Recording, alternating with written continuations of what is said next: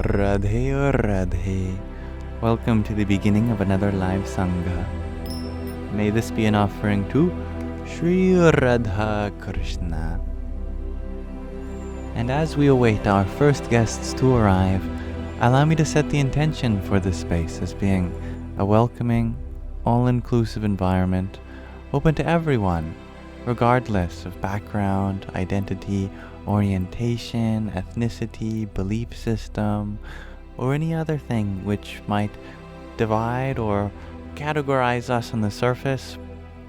My only intention is for us to come together as fellow spiritual seekers, or more generally, students of life, to uplift each other, relate in one another's experience, and share positive sentiments. Here in me mom's backyard today, a beautiful place. My kitties are next to me. I would like them to come say hi, but they're on the other side of their catio. Sandy, you coming? I don't know. I trust that those who are joining now, well, check in with yourself. How are you feeling? I hope that you are feeling as well as you can, given whatever circumstances might be prevailing in your life at this time.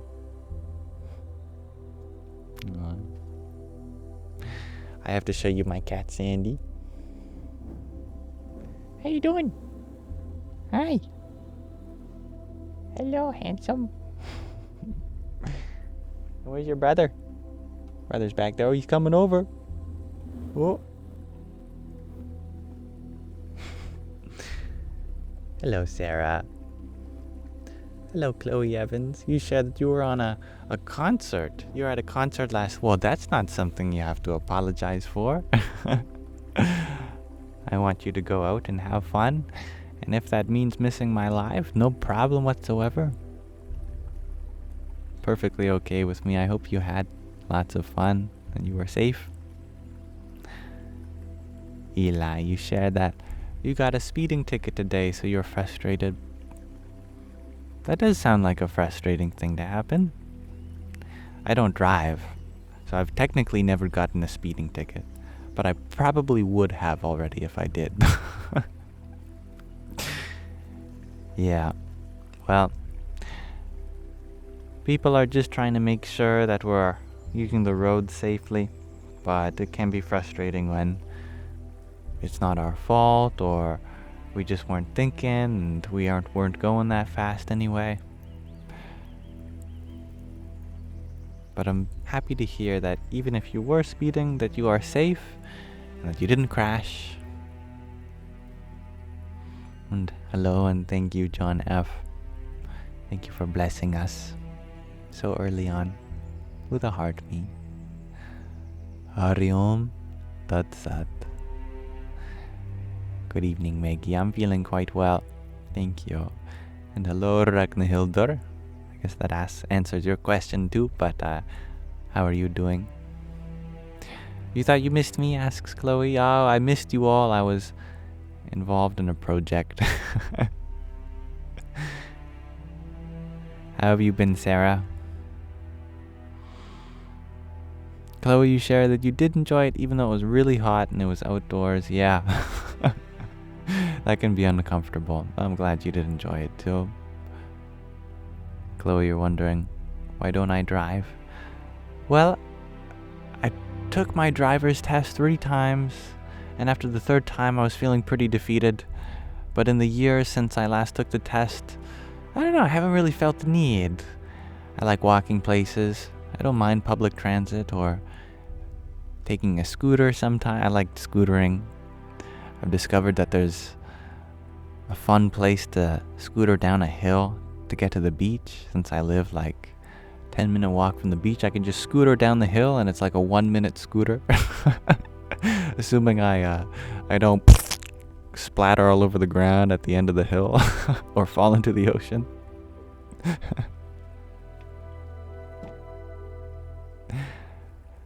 Radhe Radhe Magdalene. Thank you, Debbie. Good evening, Eric. Hello, Garrett. Hello, Bella. Ragnhildur, you are very well. I'm happy to hear that. And nice to see you too. Chase, you share that walking is how you lost 65 pounds. My goodness, that's very impressive. You must enjoy it. I definitely enjoy walking.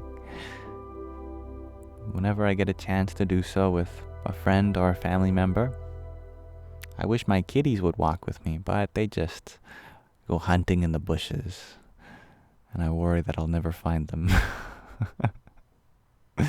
All right. I have a question for all of you. If you are interested, today I'm wondering, how would you want to be remembered? What kind of feeling would you like other people to have when they think of your legacy? That's not to say you have to have one. Perfectly fine to have a quiet, simple, peaceful life. But for those that you connect with in this life, how would you want to be remembered? And by the way, it doesn't have to do with death necessarily. It could just be whenever anyone is remembering you, especially if it's someone who hasn't seen you in a while. And this is what I'd love to hear. And feel free to interpret this question in any way which feels right to you. Definitely not interested in any kind of right answer, nor is there necessarily a wrong answer. Bella, you share for your bravery. That's very nice. I like that. Brave Bella. Your kindness, shares John F. Simple but sufficient. T-Money, you share continuity by leaving artwork and music behind. I love that. Yeah. A lot of people have made great legacies by leaving those things behind, and it's how we connect to them, even beyond the grave.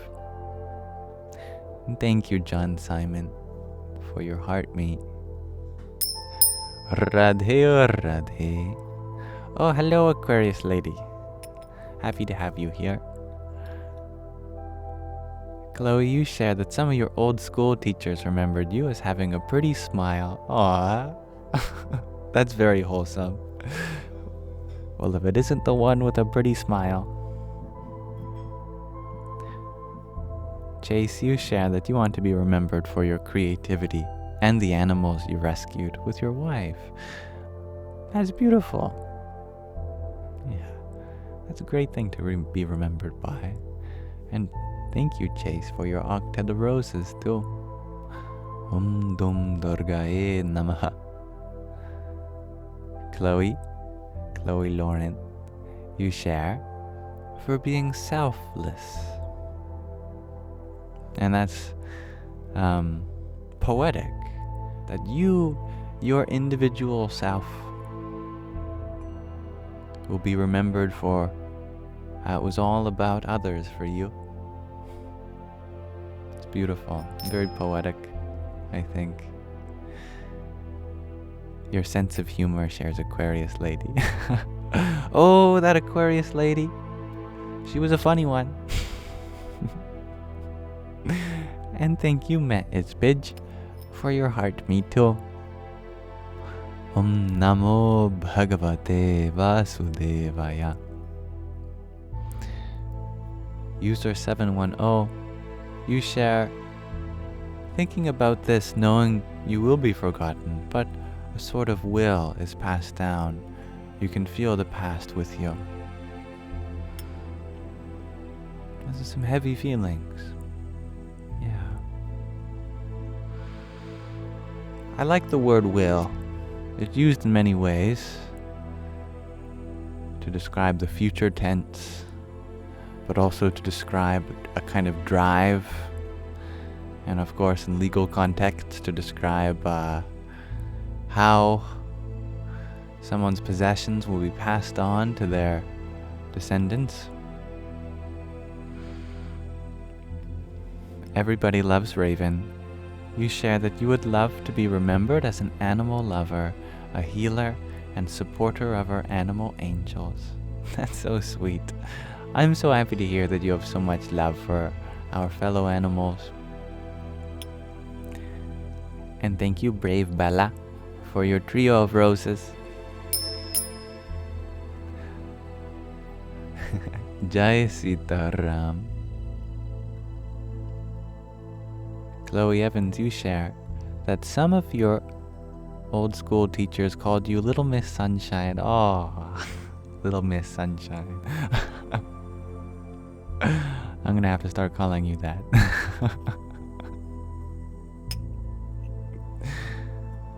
Courtney, you share kindness and love. Kindness and love, those are great things. Gardening Gregor G, you share, yay, it's the Sangha. Welcome. John Simon, you share, you get to know the question of the day early for once. Indeed. When I am late, you are early.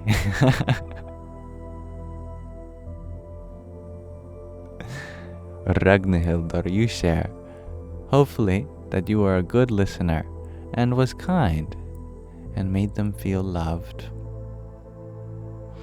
Well, I think you have done all of those things with me, thus I know that I certainly remember you as this. T-Money, you share that it's so scary to think about. Oh, I hope I'm not causing fear by asking this question.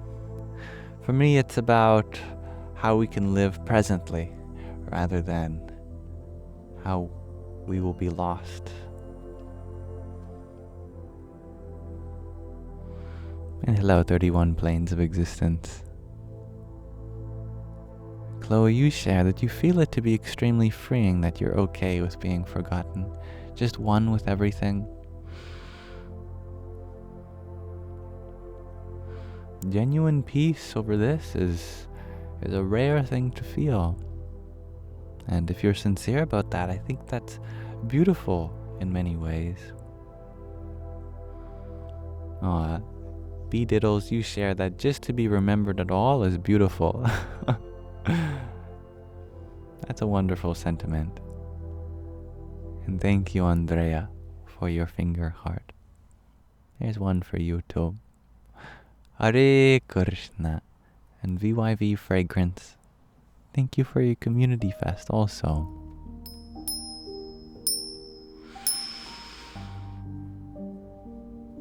And I love that on the topic of will, Zane, you share all we are is will, the force of existence. We were born against our will. That will is the divine.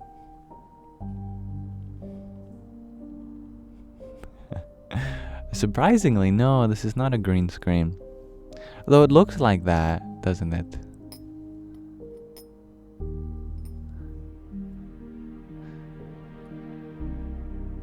John Simon, you share that you'd like to be remembered as one who lived at their own rules. I like that. Oh, thank you, Raven. Maybe you like the question of the day. Animal lover Raven. Good night, Little Miss Sunshine. Oh, I'm glad that the question of the day is helpful, at least. D-Money. It's a common fear. Smile, you're wondering if I ever listened to Eckhart Tolle. Sometimes. I find he has a very relaxing voice. And there are many things that he has shared that stuck with me after hearing them.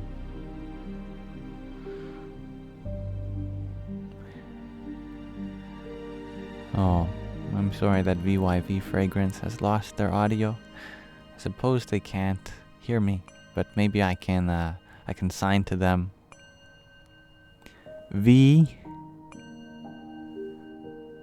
How do you do a V in sign language? Is this V, Y, V, and then I'll draw a heart.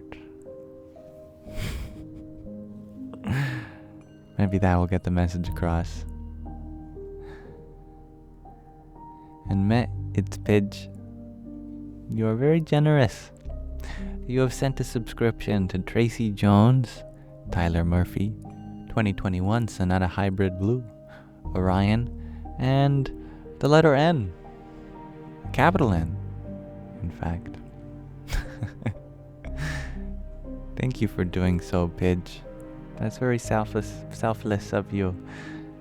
And I hope they enjoy the sticker packs that you have provided for them. And in any way I can continue to be of service to these kind souls, that would be my honor. Thank you. Abel, you would like to be remembered for bringing people closer to the universal consciousness by means of the cosmic frequency.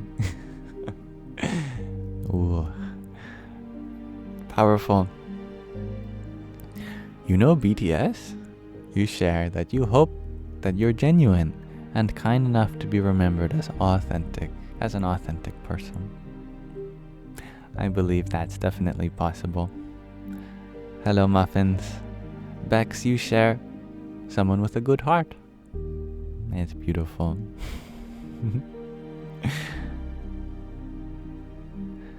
And Sarah Lynn, thank you for your heart me and your gimme the vote. Radhe Radhe.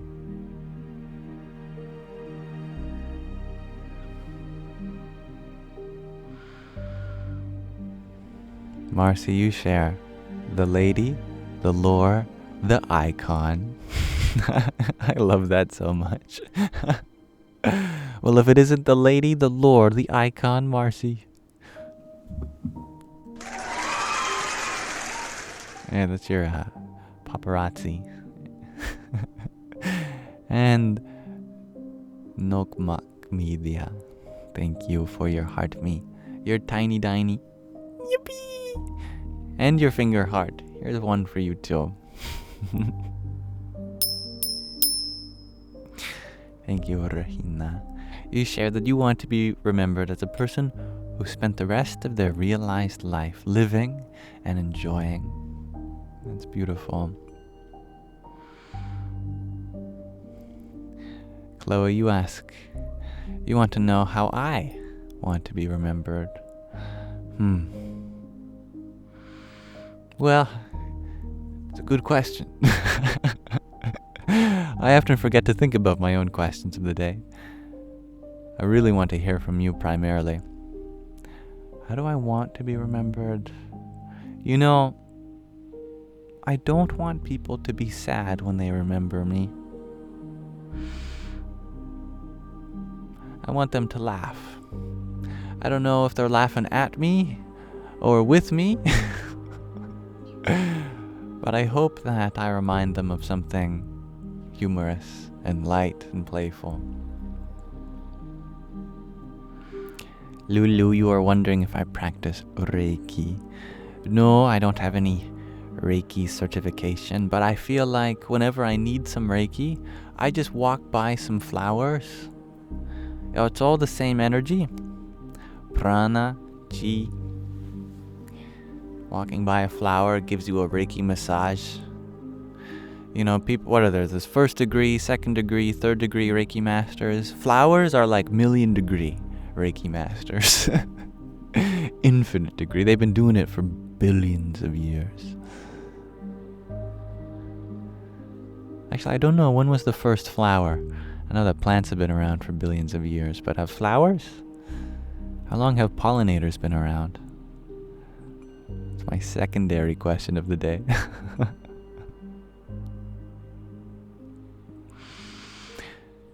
31 planes of existence. You share, won't we all eventually be forgotten, at least after 100 years? People who remember us eventually die too. In some ways we are forgotten, but in other ways our legacy is never forgotten, as the differences that we made in the world continue to propagate. For example, I know what it feels like to be loved by my mother, and she knows what it feels like to be loved by her mother. I might not know what it's like to be loved by her mother, But if any of her love continues with her in her heart, then I get to experience it through her. The chain of love is unbroken, in my opinion. Ava, you want to be remembered as being the best nurse ever, as you are a nurse. Well, that helps. Yeah, I think it'd be hard to be known as the best nurse ever if you weren't one. It's a good criteria. You're feeling so much love tonight, Rahina. You wish to share the overflow with us all. Oh, well, I'm delighted. And thank you, Chase, for your pair of finger hearts. There's some for you, too. The butterfly effect. Exactly. Brave Bella. And thank you, Shadow of Eve, for your rose. It's a beautiful name. Very symbolic, too. Lizzie, thank you for your rose. Hariom Tatsat. I know that the psychoanalyst Carl Gustav Jung, he studied both the shadow, part of the psyche, and archetypes such as Adam and Eve especially, in his study of the anima and animus. So there's something very Jungian about your name, Shadow of Eve. I'm sure Jung could talk to you a lot about whatever that means. If he were alive with us today, of course. But that's one of his legacies that we remember him by. And thank you, Lizzie, for your rose. Om Namo Bhagavate Vasudevaya. And Andrea, thank you for your rosa. And Shakira Poo, thank you for your heart, me too. Om Dum Durgae Namaha.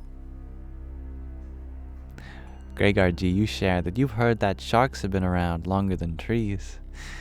I've heard that too, something like 200 million years old, which is actually more recent. No, it's older than the rings of Saturn, which are a more recent event. When sharks were around, if ever sharks invented telescopes, they'd look up at Saturn and they wouldn't see the characteristic rings. That's crazy. Hello, Ranjit. Shakira, you share that you'd like to be remembered as a kind person. It's very simple. And 31 planes of existence, thank you for your hand hearts. Here are some hand hearts for you too. Om Krim Kalikai Namaha. Bella, brave Bella, you ask, do I journal? Sometimes. I did when I was going through anxiety, and that really helped.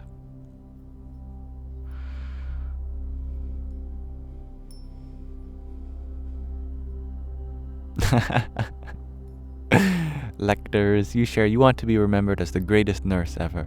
You're a plumber. That'll be more difficult, but I respect that. And Ranjit, you want to be remembered with a smile and a kind laugh. I like that. Alright. Thank you everyone for playing around with this question of the day. I hope not to give you an existential crisis over your mortality. No matter how we want to be remembered, we make that difference now, in this moment. And I love that answer, Orion. You want to be remembered as that one kid who drew satanic. You want to be remembered, but you wish to let God choose for what. That's beautiful. And Rio, you share that you don't want to be remembered, as that's not the goal. Well said. And Mermaid Marina, you share that you want to be remembered as someone who helped heal the inner child. Beautiful. Precious. And thank you, Mermaid, for your half-dozen roses. Radhe, Radhe. And two, you share that you don't want to be remembered. Instead, you want to remember. You want to remember the experience. I love that. Makes sense to me. Alright. I'm gonna pause our introspection into remembrance for now. But I thank you all for exploring this with me. I like to begin my lives with such a question, and then I like to read from a short section of our book. So I'm hoping you'll join me in listening to a few pages of In Love at Ease as we explore everyday spirituality with Pramukh Swami.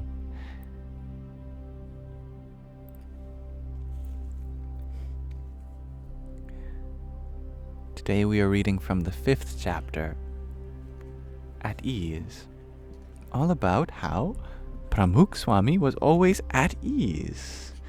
Let's see if there's anything for us to learn about how we can be at ease as well. During his travels in Europe in 1994, Swamishri visited the Czech Republic for a special and specific reason. A story that Ishwar Charandas Swami has shared with me many times. And good night, brave Bella. Your bravery shall be remembered. I too found myself in the Czech Republic on my 37th birthday.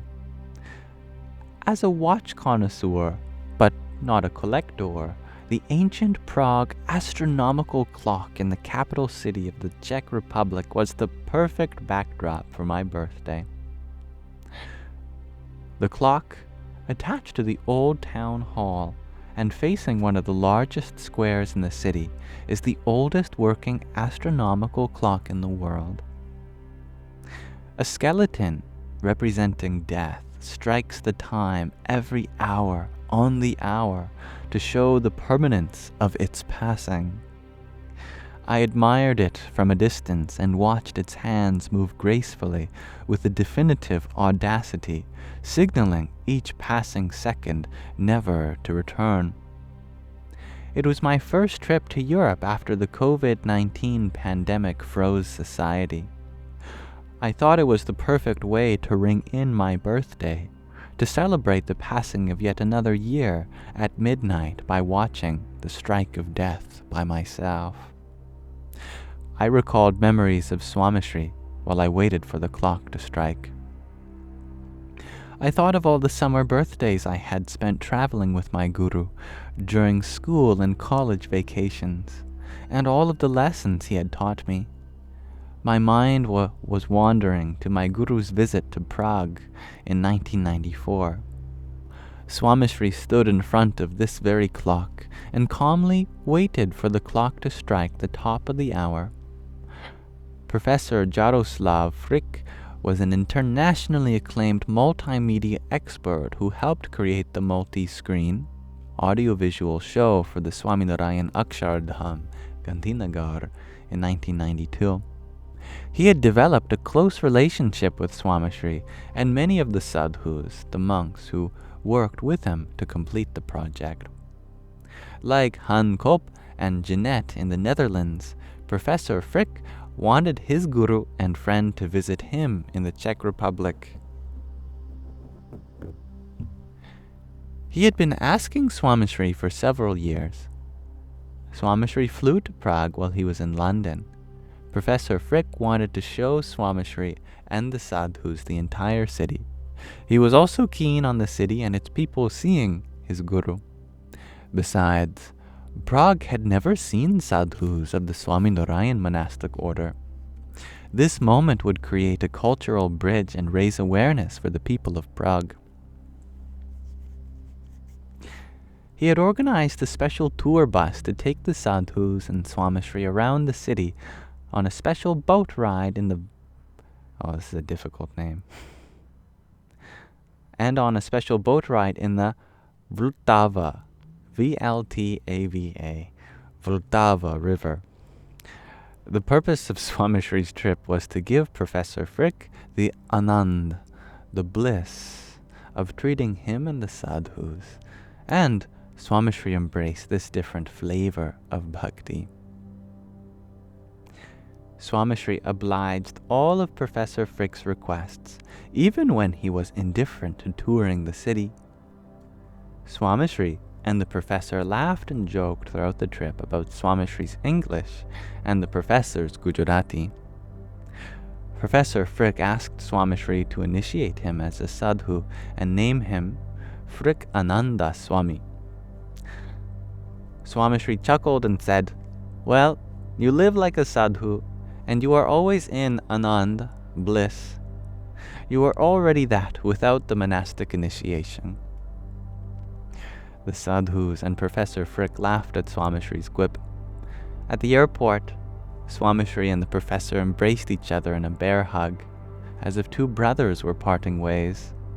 Swamishri shared his bliss with Professor Frick, and in return, the professor submitted to his guru's injunction to progress on the spiritual path, one step at a time.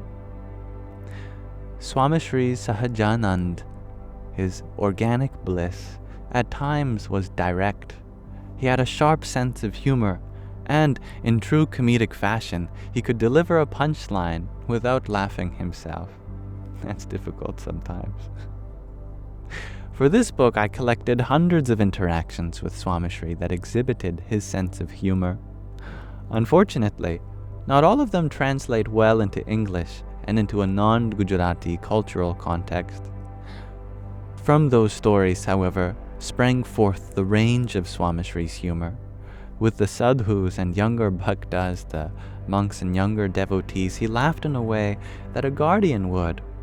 With their children, with the elder bhaktas, he fulfilled the role of a patient son who gently teased. Though he could land a perfectly timed punchline while delivering his own jokes, he was quick to laugh at other jokes also. Swamishri had a laugh that could fill the room. It was soft and high-pitched, and at once full and deep. On many occasions, once Swamishri started laughing, he continued until tears fell from the corners of his eyes. Unable to speak or respond at times, Swamishri covered his face and wiped his eyes with his upper garment while trying to catch his breath. When the laughing built up to a crescendo, Swamishri held his stomach. It truly was the sign of childlike innocence, with a hint of divinity, reflecting a sense of otherworldliness.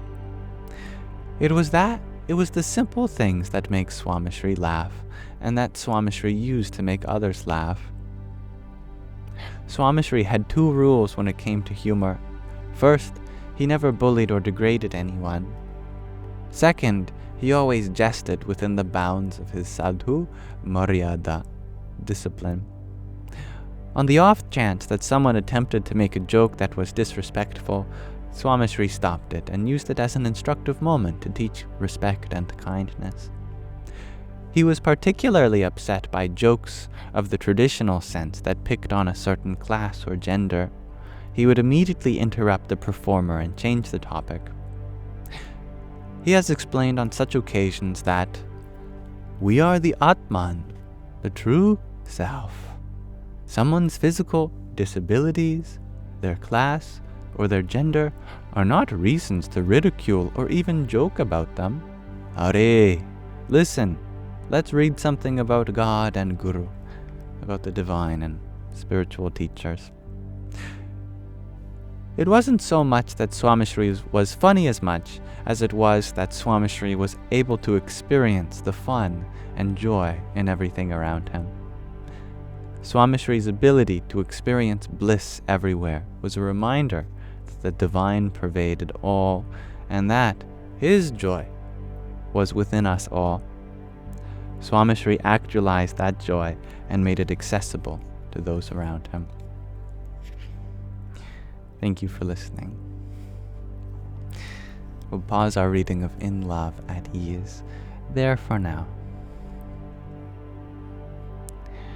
And now we can open the floor, our Sangha, up to discuss whatever is on people's hearts and minds. And thank you, Kelly, for your heart me. Jai Swaminarayan. Hello, Jackie. And Cal CD, thank you for your heart me. Jai Satchitanandam. And thank you, John F, for your friendship necklace. And a tiny. Yippee! Welcome everyone who joined while we were reading. I hope that you are feeling as well as you can. Ray, you are wondering, is everything predetermined or do we have free will? It's a little bit of both. Of course, we can't decide the moon as it orbits around the earth. We can't decide when the sun rises or when it sets. We don't even decide when various proteins in our body are assembled from transliterating our own genetic code, let alone, choose which enzymes to secrete when we're digesting. Sometimes we have a hard time controlling our own mind and our breath and our heart rate. But there's one thing, without a shadow of a doubt, that you do have free will over, no matter what the determinists say.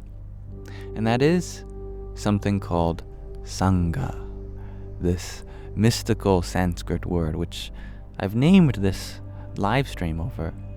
It literally translates to association. Even if life were like a movie, like Plato's cave, you still associate with some characters more than another, some feelings more than another, some thoughts more than another. You may choose to identify, and this is at a conscious level. It might not even happen at a mental level or even at a physical level. It's something so subtle, it happens above the mind, that two people's minds could be thinking in the exact same way, but depending on what thoughts they associate with at any given moment, that determines the quality of their experience. Just like two people could be watching the very same movie, and neither one of them has influence over the movie, but their awareness is situated in different concentrations. Let's say Bob is really aware of the cinematography. They're interested in how each shot is framed, so they're looking at the whole scene from the perspective of the cinematography. And Bob's friend Abby is interested in the color theory. She's a big painter, whatever. She's interested in looking at the whole scene from a color grading perspective, How are the colors changing as the story progresses? What does it symbolize? They're both looking at the whole screen, but the awareness of Bob is within the physical layout. The awareness of Abby is in the color space. And so they both walk out of the movie with very different experiences, even though they, literally speaking, had the same experience of the movie. They didn't watch two separate movies. They watched the very same movie, but their experience of it was very different due to their Sangha, their association, how they associate. And the yogic idea takes us a step further, and actually it's through association we do get to influence our movie of life. Because our association determines our sense of self, wherever you find your awareness concentrating, you start to identify in association with that. If your awareness always comes back to your family, then you identify as a family person. Family values become really important to your identity. If your awareness always comes back to your children, then that means you identify as a parent very strongly. If your awareness always goes back to, let's say, your country, then you really identify with your country, etc. Wherever you find your awareness goes, there you will find your sense of self also, and your purpose. That defines the ego. So we control the ego with our awareness, with our Sangha. And we can go further too. Depending on our sense of self, we get different experiences out of life, as we described. We find ourselves in different situations, getting different memories due to our identity. A person who identifies as a nurse is going to have very different experiences than a person who identifies as a plumber. And according to their experiences, they get different knowledge. So their knowledge comes from their experience, which comes from how they identify, and their knowledge influences their intellect, their buddhi in Sanskrit. Depending on the knowledge that's seated in the intellect, you make different decisions. You discriminate differently, discern in other ways, and therefore we choose different thoughts. Thus we direct our mind in this manner also, and of course our body acts in accordance to whatever mindset we have. And how our body acts, that is how we make a difference in the world. So from making a difference in the world, all the way up to the power of awareness, it's determined all the way down from association. But association we have free will over. Everything else is determined by our association and by the association of others. This is the ancient yogic idea of free will, as it's alluded to in the Bhagavad Gita, for example. And thank you, Hybrid Jen, for your balloons.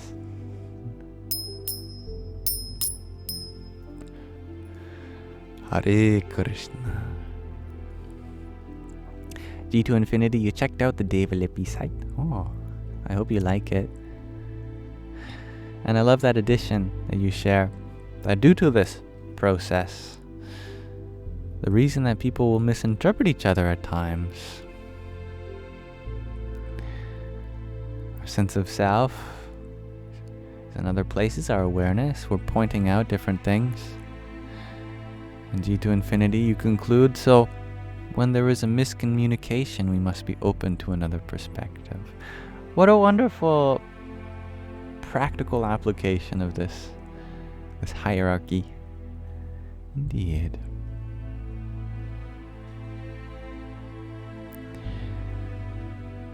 Jessica, you ask a great question. What is the difference between God and the universe? The universe is God's Maya, material energy. God is the one from whom the material energy emerges, you could say.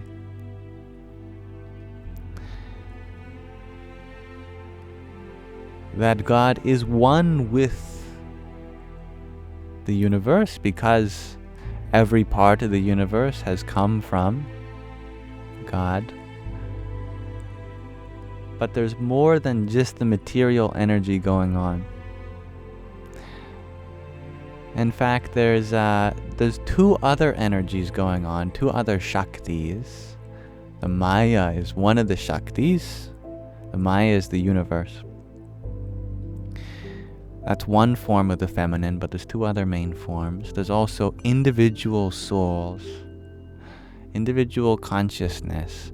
It is not created by the material energy. It exists as something categorically different, contrary to what the scientists say. According to this model, scientists say that somehow or another, they're not quite sure, we'll figure it out eventually.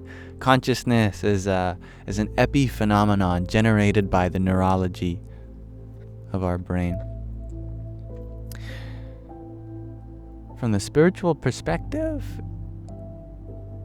consciousness is something categorically different than the material existence. It's a domain that exists separate from what science can observe because it is the observer. How can you imagine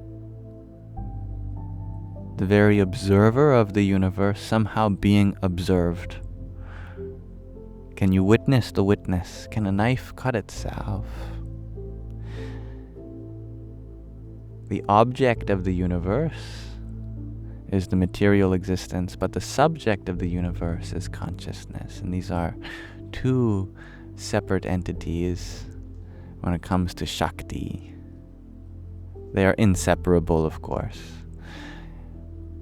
But the third Shakti is the Yogamaya Shakti, that which creates a sort of duality between objects and subjects, the interspace, Bhur-Bhuvasvaha.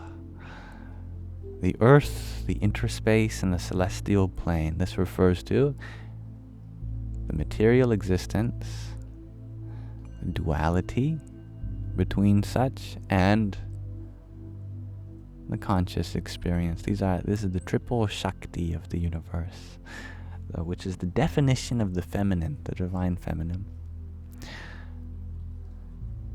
But God refers to whatever place these Shaktis emerge from.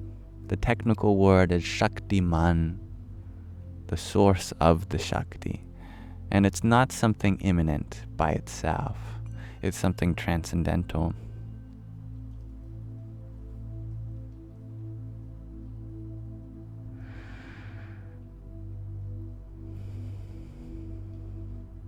Thank you, Tegs, for your hand hearts. There's some hand hearts for you. And here's your heart me and your 10 team bracelets. Radhe Radhe. And thank you, Hybrid Jen, for your trio of roses. And Hippie Heart Sister Soul, thank you for your tiny. Yippee!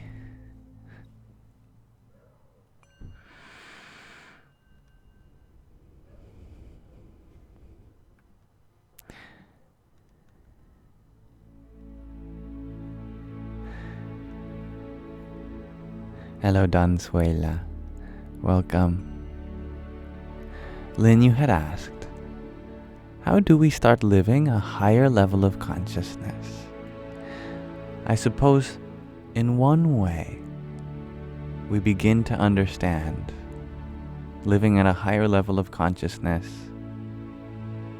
is to recognize that there are no levels of consciousness from a technical standpoint. As a figure of speech, it makes sense, but it refers to the mind more so than consciousness. Fundamentally, consciousness is a non-dual foundation of this entire experience. Therefore, there is no attribute of it that can change. When we say that someone is living at a lower level of consciousness, and at another time they live at a higher level of consciousness, we're really talking about levels of minds. It is our mind that goes through stages and phases and states. Our mind is the collection of thoughts. Consciousness is the background that is always changeless. We can influence our thoughts, and thus we can get our mind to go through various states of transcendence. For example, those who are highly engaged in survival mode, it's all about self-preservation. Maybe they have a lot of trauma, their negative thoughts get the better of them. We could say this is a low state of mind. I tend not to use the term lower or higher because it puts it into a hierarchy. Instead, I talk about potential, that in that state there's a lot of potential for more positive thinking, to bring out the fact that you are consciousness. In this way, I believe what it truly means to live at a higher level of consciousness simply means that we are living according to our higher self, which is consciousness. Consciousness is the higher self, the highest of the high. When you act from the platform of consciousness, what we mean is that we we set up our behavior in such a way which reflects the fact that our true identity is conscious first and foremost, then we are living in accordance with our higher self.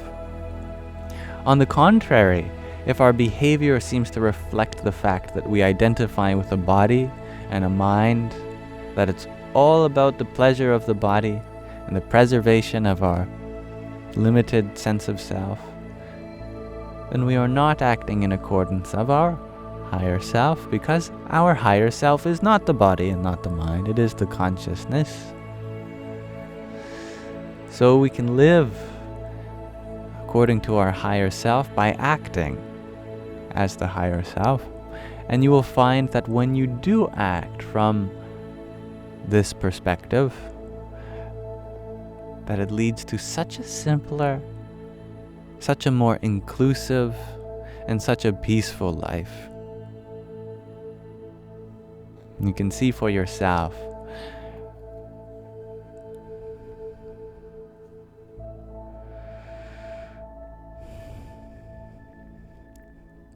And thank you, Lisa Jo, for your rose that you sent just a minute ago. Radhe Radhe. And hippie heart, sister soul, thank you for your tiny. Yippee! And Tegs, thank you for another confetti, balloons, some applause. There's some for you. And 11 music plays. Thank you.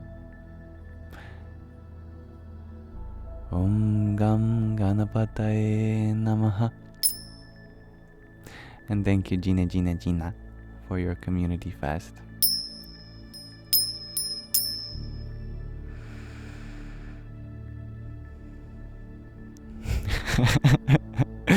Marcy drops in with the I'm about to consume 2 whooping tablespoons of melted butter in streusel form.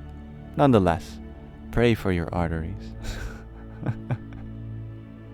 That is funny. Ray, you're wondering, is it scary, this quote-unquote other world? All of the planes of existence, they coexist with each other.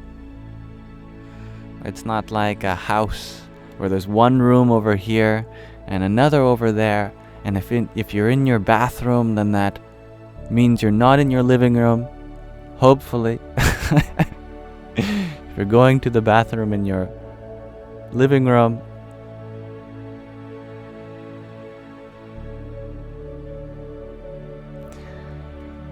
you've got bigger problems. I had to look over at my cats because I just remembered that they do that. This is their home, their catio. There's Shadow Bear. Sometimes he goes to the bathroom in their living room, right on the grass there. Sandy's up there too, in his hammock. Sandy, I love you.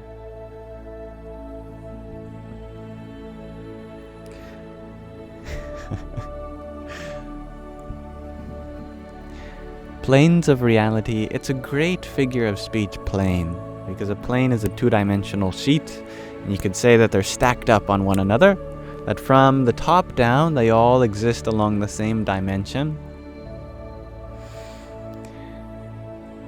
So too, planes of existence, states of reality, levels of consciousness, they're all here. They're not divided in time or space as being over here and over there, and that you can't be in both at the same time. I was listening to Thich Nhat Hanh. Have you heard of this Buddhist monk? He's a wonderful Buddhist monk. He would talk about the kingdom of God, or the pure land of the Buddha. To him they were the same thing. Kingdom of God, or heaven, or the pure land of the Buddha. And he would say that we often talk about these things, heaven, as being something after death. But he said that the only way you can enter heaven is while still alive. that when we have a peaceful moment where we feel like everything's aligned and we're one with our purpose, you are in the kingdom of God. You are in the pure land of the Buddha. You are in heaven. And when we are spiraling in our thoughts, going into patterns of anxiety and depression, or maybe abuse and addiction, then we are in hell. Absolutely. I think anyone who's experienced depression, anyone who's experienced addiction can tell you that.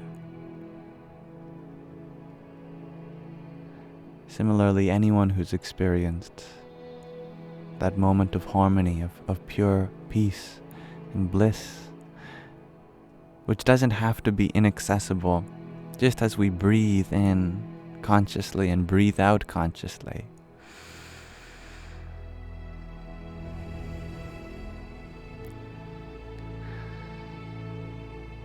We can enter the kingdom of God, or we can bring it here, manifest it. The pure land of the Buddha. And thank you, Tegs, for your 70 roses. You shared that you subscribed as well. I don't know if you did that on the live or outside. It didn't notify me for some reason. But in any case, I see that you are subscribed, and I want to thank you for being a part of the Sangha today, and any day in which you feel comfortable and have a moment to bring your presence here. You are a wonderful addition to this universe, and I'm happy to celebrate your unique perspective in your life here. Thank you.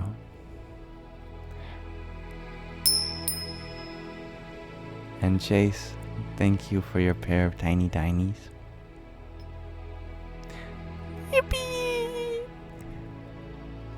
Marcy, you share that whenever real Sandy ignores me, I should obnoxiously sing him Darude Sandstorm.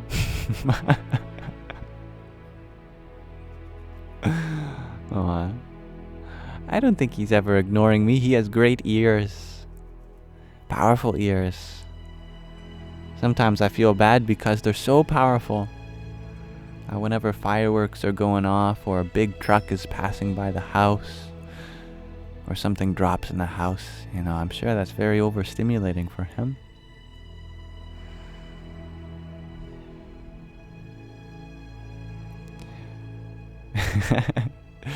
Chase says that they get a hit of dopamine whenever I say yippee. Me too. That's why I do it. Thank you, hippie heart sister soul, for your heart, mate. Radhe Radhe. Lala, you had mentioned that you turned an old shed into a house for your dogs. That's lovely. So sweet. Much bigger than those small little dog houses that you can buy at wherever.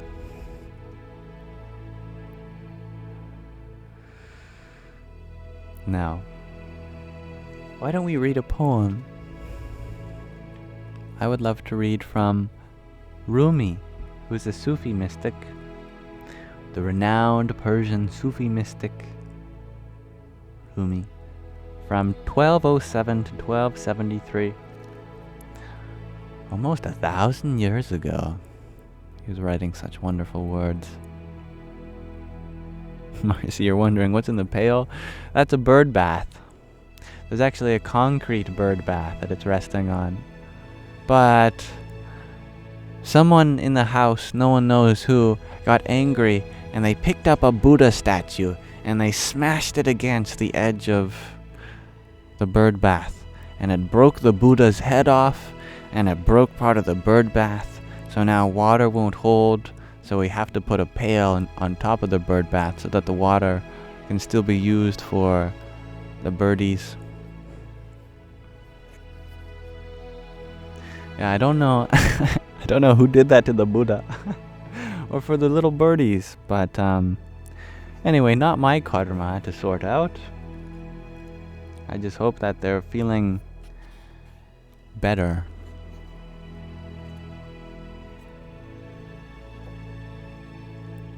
Surely that causes bad luck, right? Yeah.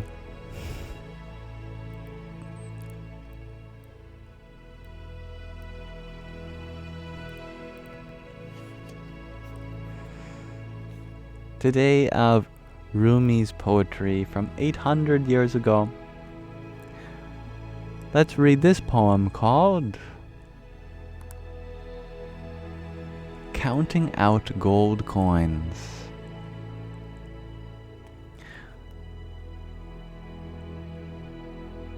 God gave me a life, the value of every single day. He alone knows. I have spent my life, breath by breath, singing my songs, so consumed by the melody and beat, I forgot the moment of bitter departure.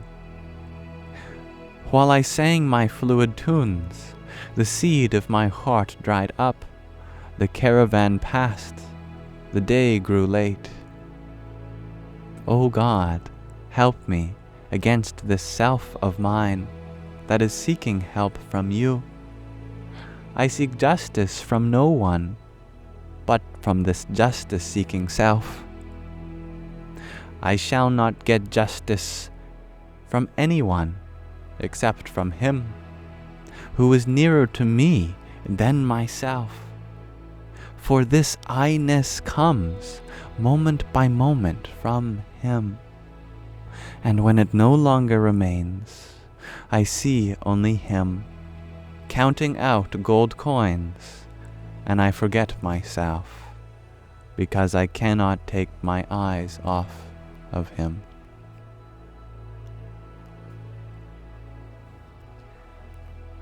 Thank you for listening.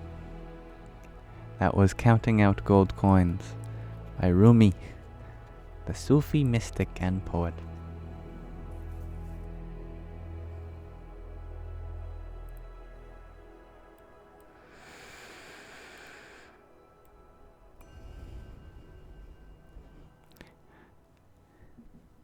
Glitter Parade, you have changed your name from Spaghetti on a Plate. It's a new one every week. Or every few weeks. Glitter Parade, I like this. You're going through an evolution. First it was your name. Then it was, what was it before Spaghetti on a Plate? It was another form of food. It was small shakes and a fry. Small fries and a shake. That's it. Now you're Glitter Parade. Oh, fun. And thank you, green eggs and fried brains, for your heart meat. Om Gam Ganapataye Namaha. And John F., thank you for your finger heart and your balloons. Radhe Radhe. Mari, you shared so funny that I remember. Of course, I think about all of you. Like our dear guest, Fiji water bottle that hasn't shown up in a while. I've been waiting for them, and so I've been bringing this Fiji water bottle just in case they show up one day. I'll be like, hey, in your absence, I brought a Fiji water bottle with me so that I could have you here.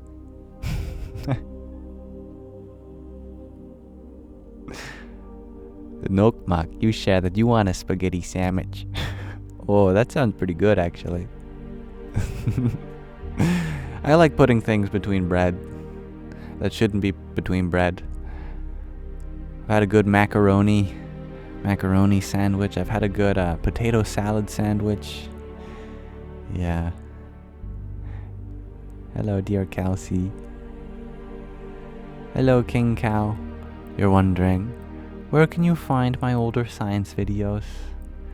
Right now, the only way to find them is on people's channels that have reposted them, or you can go deep within your heart and try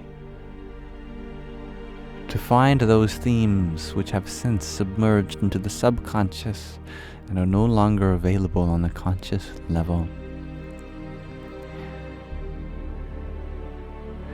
Jenna, you share that I'm your bedtime routine at the present. Well, I'm happy that you feel like this space is conducive to rest and relaxation. I think that's important. I'm happy you love the music, Mari.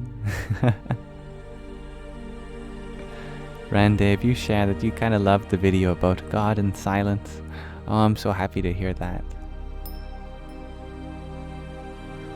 They have served their purpose. And John F., thank you for your finger heart and your balloons. Om Namo Bhagavate Vasudevaya. Jessica, you ask, is the idea to have slower thoughts or just be the observer of your thoughts? Both. You have slower thoughts by being the observer of your thoughts.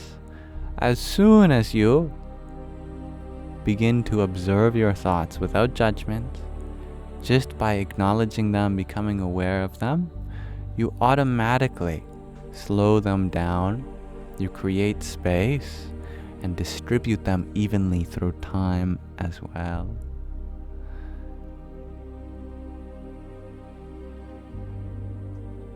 In other words, the first part of your sentence is the consequence of the second part of your sentence. And your second part of your sentence is the cause of the first part. We slow our thoughts by observing them.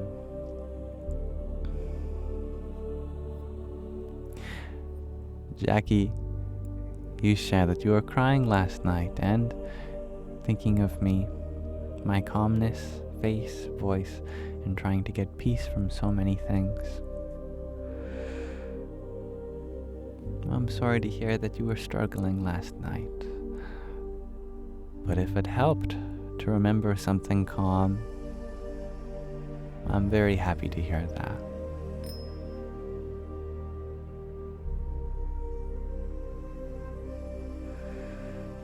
We've got a couple Kelseys here today.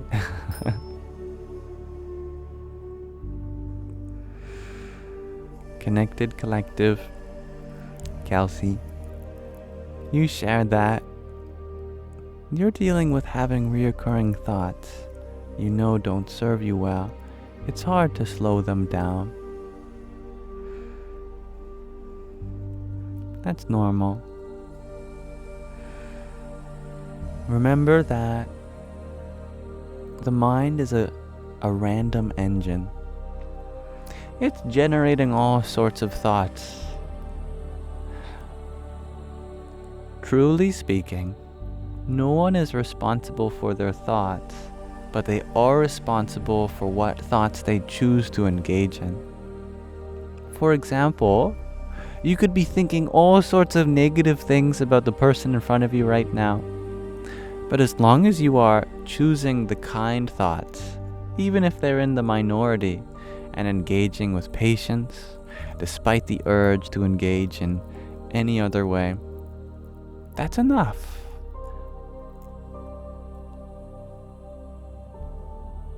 Nobody can control their thoughts directly. Good to remember this, to forgive yourself for having thoughts. Some people call certain thoughts intrusive, but if you want to be really precise, all thoughts are intrusive. However, in our modern age, we have forgotten the ancient truth that we are not the one which is creating the thought. We are only the one which chooses the thought to engage in. Choosing our thoughts doesn't mean creating the right ones.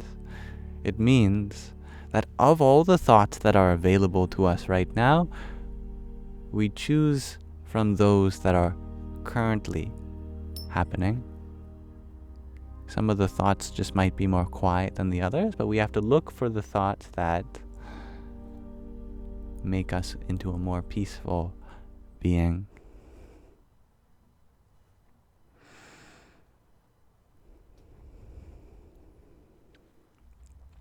Goblin Brain, you share that your grandma is dying and will be gone in a few days. Do I have any words of comfort? Sure.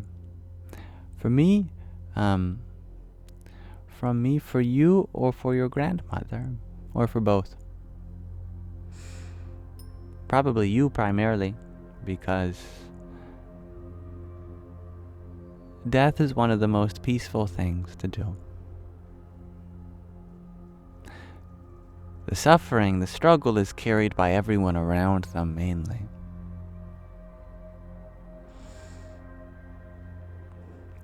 Your grandmother, she has done everything she needed to do in this body, this mind, and that is why it's coming to an end.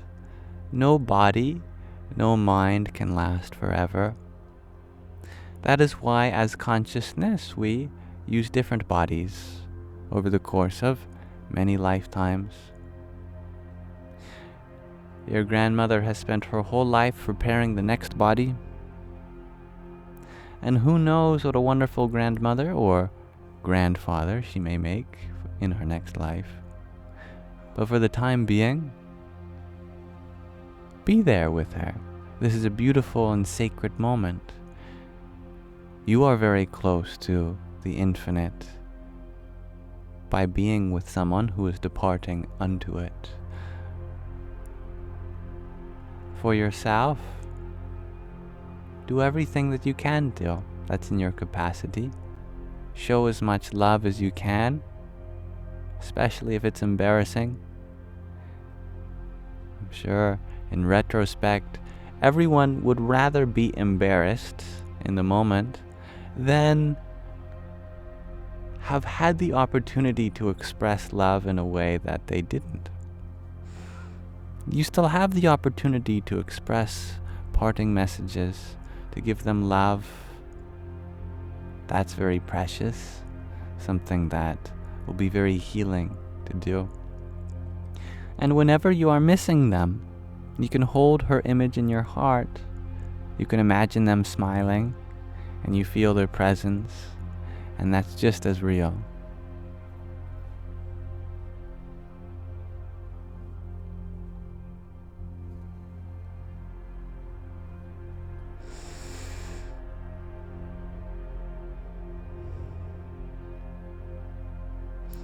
Emmy, I'm sorry you are feeling uncomfortable. I hope that this space can be a comfortable environment for you. Denise, you are wondering, do I think that we get to rest when we die before coming back? Absolutely. In fact, we do it in the womb, don't we? We have a good 9 months of no responsibilities. Everything taken care of. We got shelter. We got our food. We got our mother. Everything we need right there.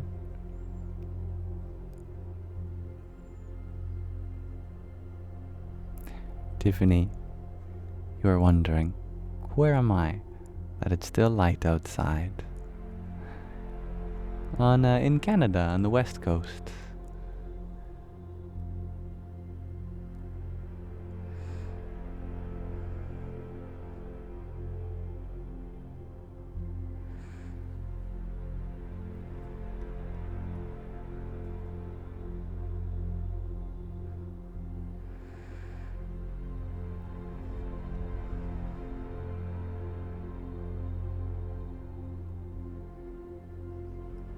It's a wonderful reminder, Kelsey, that there is an infinite amount of phases for a soul. Because we exist, we will always exist. And Kaylee, you shared that you held her hand and told her it's okay as she took her last breath.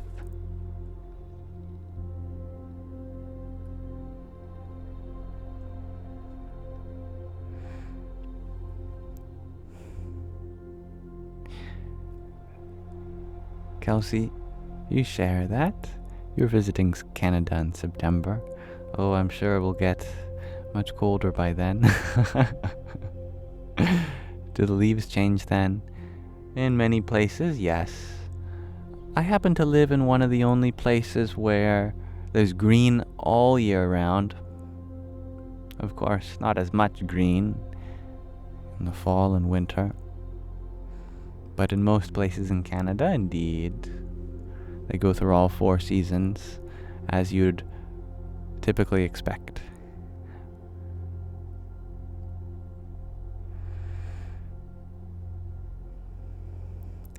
Mr. Mate, you're wondering, what do I think might happen to the soul when the body is reanimated after cryogenics? It's a great question. According to the spiritual perspective, the soul already moves on to find a new body. So there's really no point in keeping your old body around. If we follow spiritual scripture, the soul is not a part of the body in any way whatsoever, completely distinct from it. And after the vital function shut off, we have already spent our life with creating karma for our next life, creating our body through our karmic actions. And then we go from death to birth, just like that. So you cannot reanimate a dead body, at least from the spiritual perspective, because consciousness has already taken up a new body.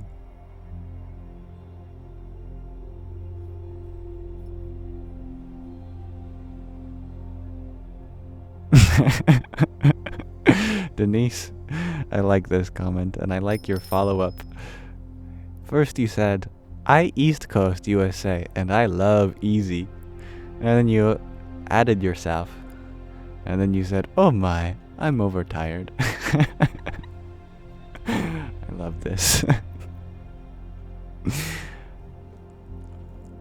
However, with cryogenics, maybe it's possible that a different consciousness will reanimate their body. A different individual reflection of that consciousness. So you might have totally different people waking up. That's their karma. That'd be pretty funny. Their karma is to be reborn in someone else's body that's been cryogenically frozen. That'd be pretty wild.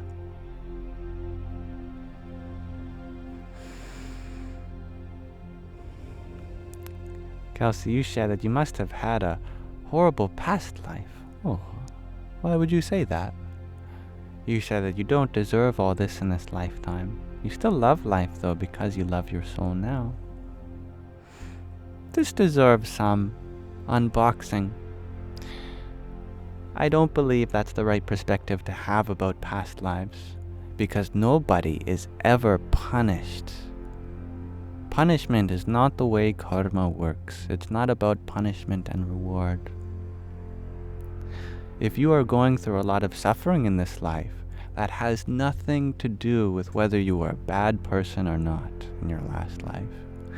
In fact, the greatest sages, the greatest saints, all of the best spiritual seers, they are graced with going through such difficult circumstances to make them even more empathetic and compassionate beings. I hope to get this point across. As the Buddhists say, you cannot have compassion without suffering. That the universe of suffering is the universe of compassion. When one lives through poverty, when one lives through tribulation, through adversity, these people have everything they need to grow up to be deeply empathetic, understanding, and caring people. Such is why we often say that people who have lived a privileged life are sometimes very arrogant or selfish. when they live a very comfortable life of luxury, they simply don't know what it's like to go through suffering. Suffering allows us to deepen our connection with others. That's why the Buddhists say suffering is the first noble truth. We recognize suffering as a permanent feature of this world because it's what inspires the Buddha nature. It's what inspires selfless compassion. That as we go through suffering, we can think, how many others are going through this? How many others can I relate to through this experience? And we are able to help alleviate the suffering of others by relating in our own experience.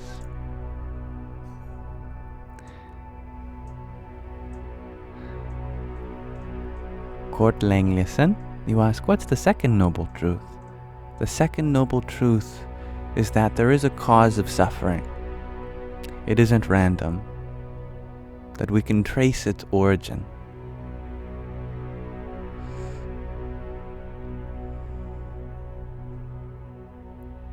That suffering exists, one. But two, suffering exists for a reason.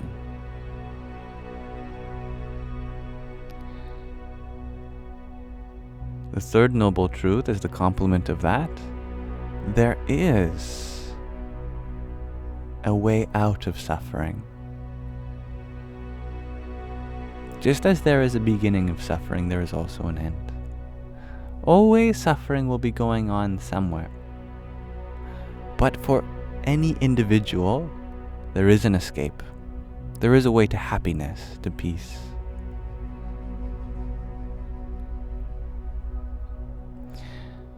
And the fourth noble truth, I've unintentionally kind of partly included in the third, but the fourth noble truth is that there is a path leading you from the origin of suffering to the end of suffering. It's not that some people are stuck in the cause of suffering and will never get to the end of suffering. It's that there does exist a path leading you from the beginning to the end of suffering.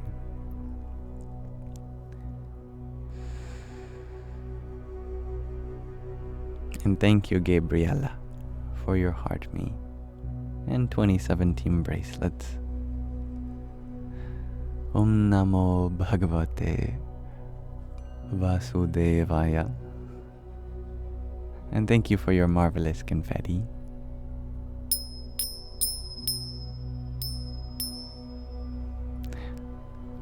Rhiannon, you ask, do we create our own suffering? We don't create the circumstances, but we create our perspective surrounding our circumstances. That our perspective on life and the circumstance of life is always independent from one another. That you could be going through something which on the surface is terrible, but there is always a perspective which is able to alleviate the suffering from it. For example,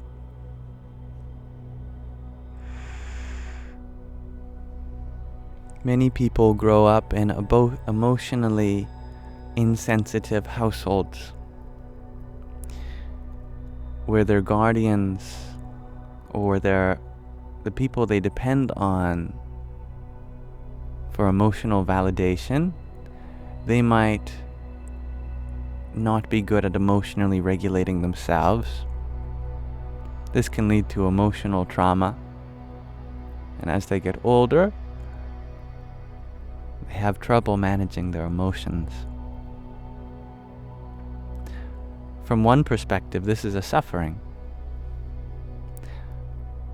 There is a perspective which can alleviate the suffering, however, And it might be different for you. But one perspective is this: that because you have had to depend on someone who was emotionally unavailable,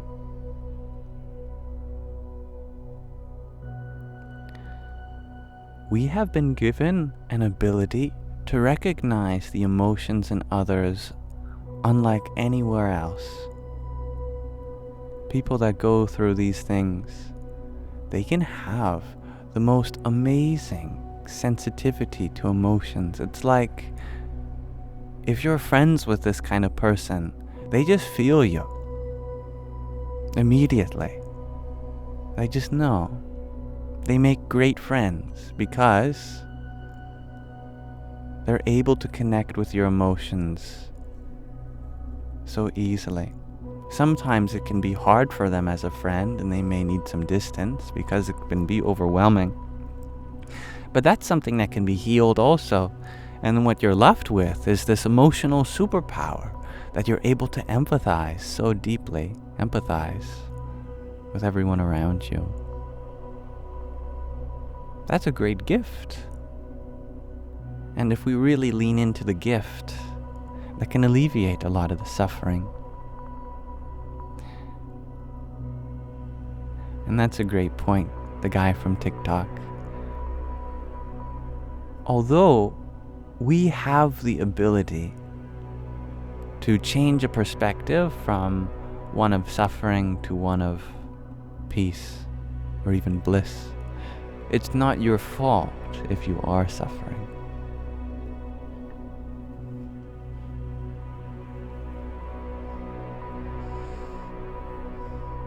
What are you showing me?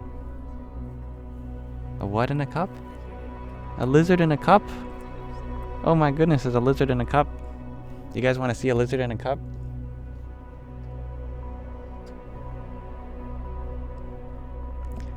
There's a lizard in a cup. Hi. Hello, little guy. You're so cute. Sandy, you want to see him?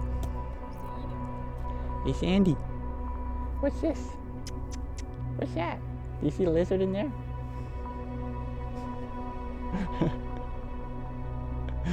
I don't know if he recognizes. You're putting him out here? Oh, there he is. Hello, little guy. You're probably really scared and want to go back to your home, hey? Goodbye. Oh, they went into the catio. That's a bad idea for the lizard. Now Sandy's got him.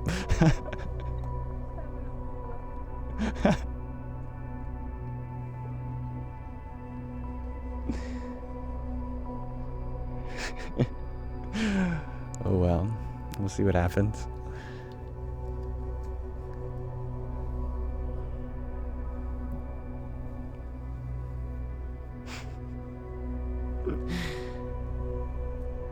Gentris Theodore, you share that you're building a catio. Oh, I'm sure they'll like that. Now, Alcoholic Jesus, you share that it's all really hard right now. That's understandable.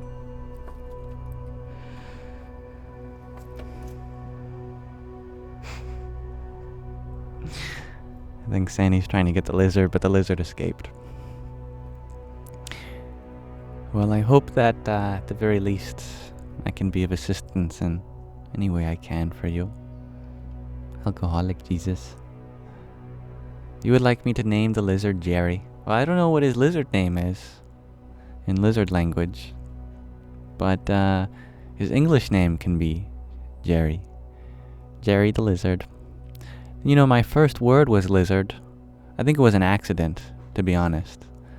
I was just sticking my tongue out going like lizard, lizard, lizard, lizard. And my mom was like, lizard, yeah.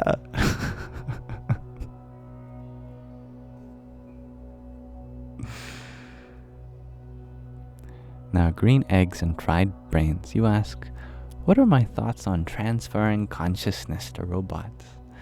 Yeah, this has been in science fiction and maybe even kind of reality one day. that we could somehow digitally upload our consciousness to a computer, somehow get the data structure of our neurons and everything. It's a very interesting topic. Even though we can come from an ancient perspective of spirituality, there is enough information to have a very clear answer on if this is possible or not. From the spiritual perspective, the mind, the brain structure has nothing to do with the mind. That the mind is a secondary, actually the mind is primary, the brain is secondary. That you could not deduce the contents of one's mind simply by analyzing one's physical brain structure. Now, it may be possible to upload a mind, but we'll have to get the data in a non-physical way. But a mind is different from consciousness. You are not the mind, and therefore, if you were to upload your mind to a computer, you would not be uploading yourself. You would be uploading your sense of self, but you wouldn't experience yourself as being uploaded, because you are something categorically different from the phenomenon of the mind. Consciousness is simply the spaciousness behind the experience. What we identify as consciousness using science is not really consciousness in the spiritual sense.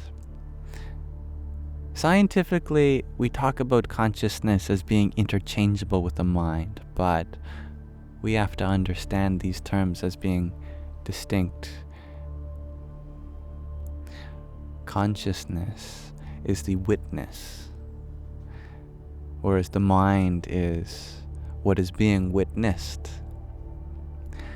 The difference between consciousness and the mind is like the difference between the source of light in a projector and the movie screen on which the movie is being projected. The movie screen is like the mind. It's where the experience of life takes place. But the one which is illuminating this experience, that is the light bulb. You could take the film reel and digitize it and upload it to a computer, but nothing happens to the bulb, to the light, which was illuminating that experience. I hope in this analogy it makes sense that you cannot upload consciousness. There's nothing to upload. We can upload a mind, but the mind is not you. So then what would be the point in preserving something that is not you?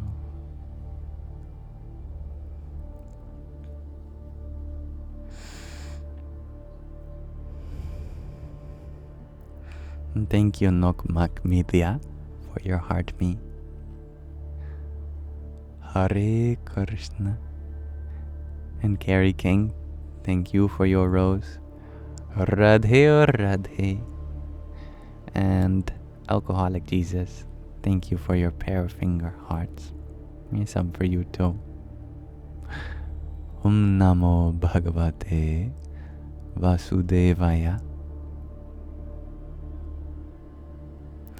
Did Alcoholic Jesus get another message through? Yes.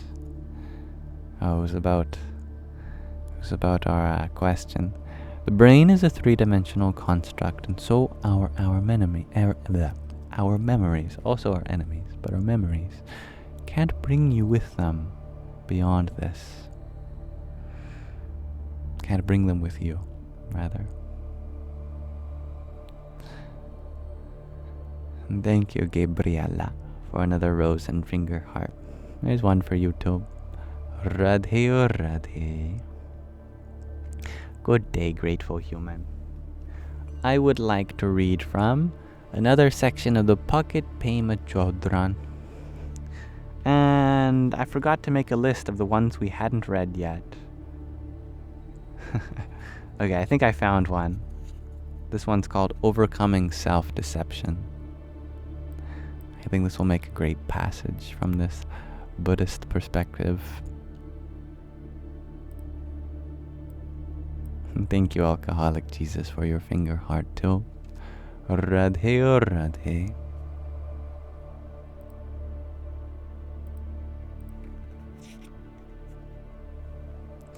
Today we are reading number 32. Overcoming Self-Deception.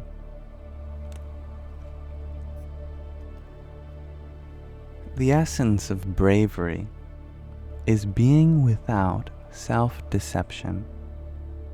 However, it's not so easy to take a straight look at what we do. Seeing ourselves clearly is initially uncomfortable and embarrassing. As we train in clarity and steadfastness, we see things we'd prefer to deny. Judgmentalness, pettiness, arrogance. These are not sins, but temporary and workable habits of mind. The more we get to know them, the more they lose their power.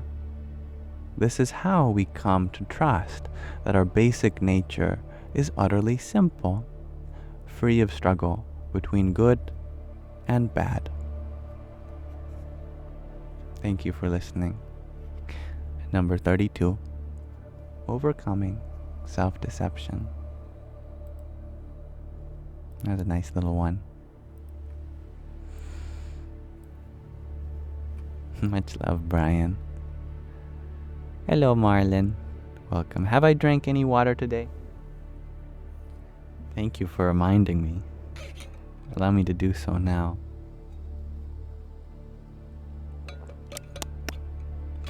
Hello, Stephen Diaz. Much love. All is well. Scott, you ask, do I think our philosophy leaves us feeling so happy and accepting of a universal of, maybe the word got cut off. I assume this is suffering. There might be a bit of a language barrier. Personally, I don't consider to have a philosophy unless you consider that to be a perspective, synonymously. I have many perspectives on life, but I don't feel like I have some concretized model called a philosophy that I could write down. But absolutely, our perspectives is what define our happiness. There is a perspective in which we can be happy always. There's even a perspective in which we can embrace suffering with purpose. Coming to this perspective is a very difficult one. However, because we're fighting against ancient ideas that have been embedded in our very DNA.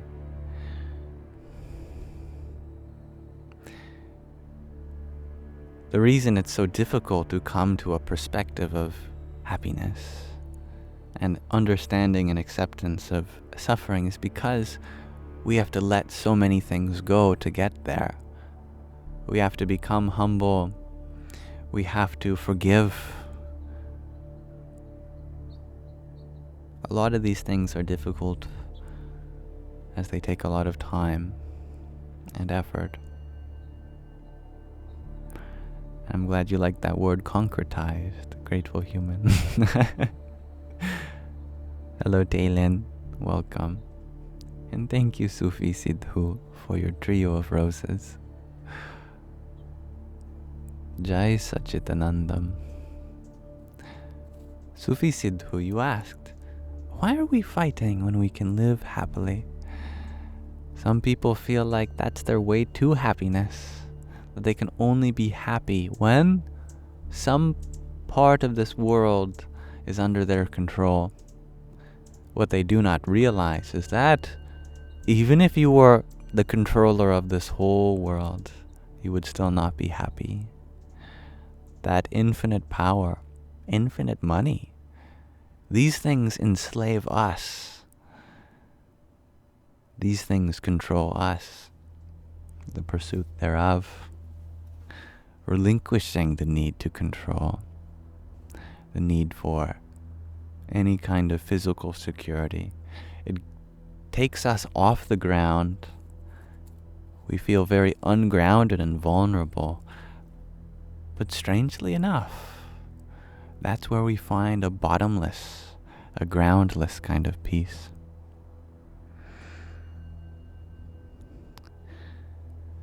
Hello, user 108. You have a serious inquiry. You are wondering, are you allowed to EYP? I don't know if I know what this stands for. You'll have to tell me what it means. Only then can I answer, or attempt to at the very least.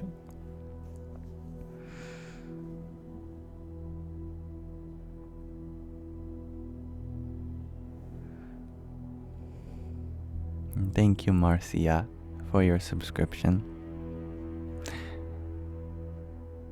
I always look forward to connecting with you deeper in our Sangha here. Radhe Radhe. And Sufi Sidhu, thank you for your 5 roses, a trio of roses, a baker's dozen, and a pair of trios as well.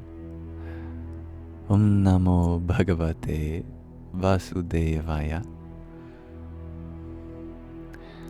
What is your question, dear Marlon?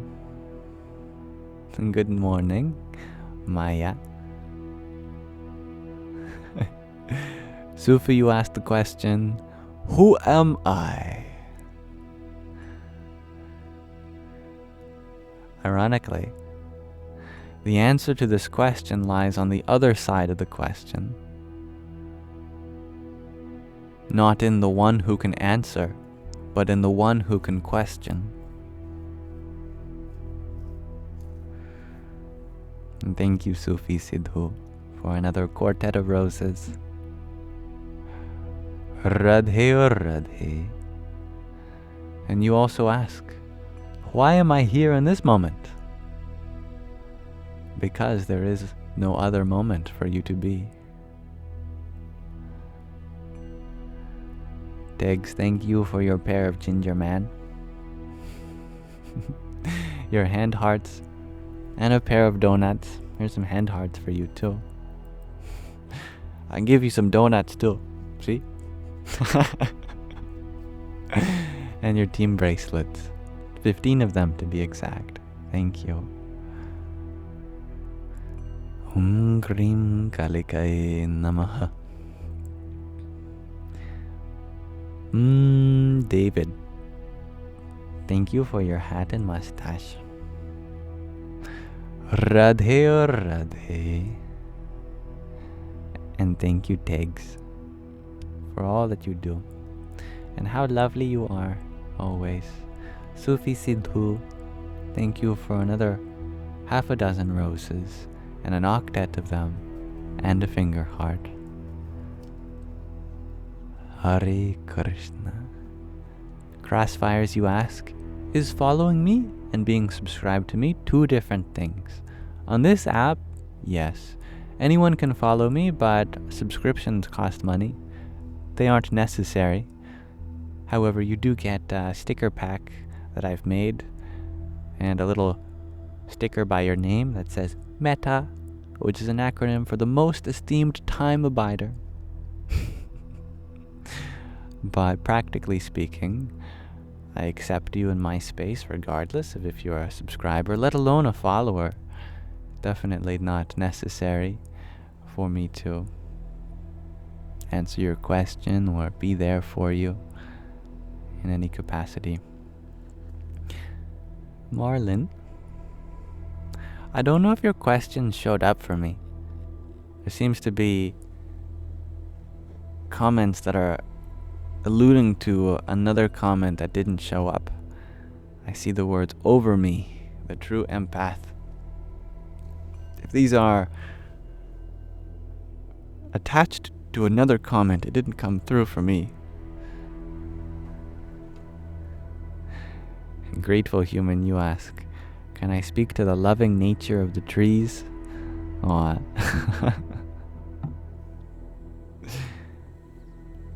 That makes me the Lorax. I can scroll up to find your question. I don't see it. It didn't come through on my end. It might be filtered in some way. If it shows up for other people, please echo it for me. All I see is your question before, if I've drank any water today. No other comments have come through. So maybe try rephrasing it. Maybe there's a word there that catches some filter or something. I'm sorry for the technical difficulties. But can I speak to the loving nature of the trees? Trees. The wonderful thing about a tree is that it won't stop you from cutting it down.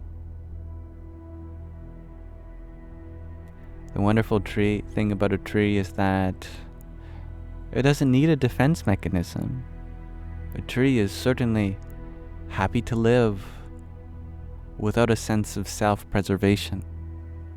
Now, some trees do have some defense mechanisms, but the thing about a tree is that it's not here to take away from anything.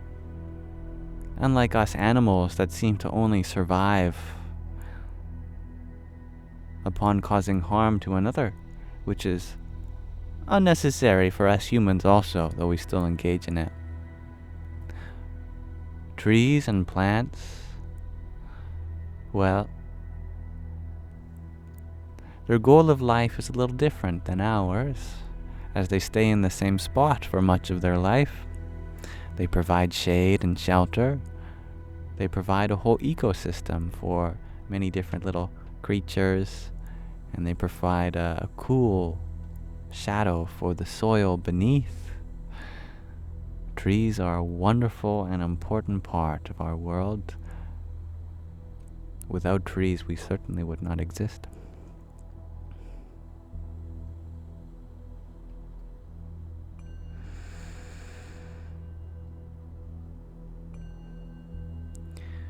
Trees are giving in nature.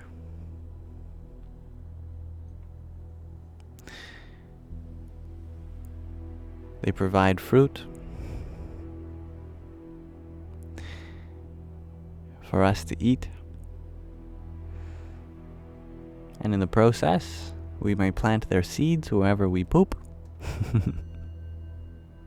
or wherever we leave our apple cores, wherever the seeds we drop them.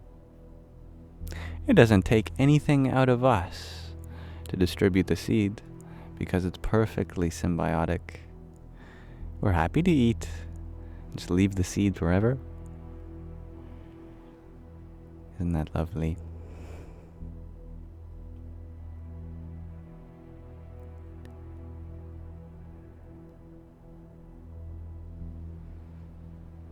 Thank you, Sufi Sidhu,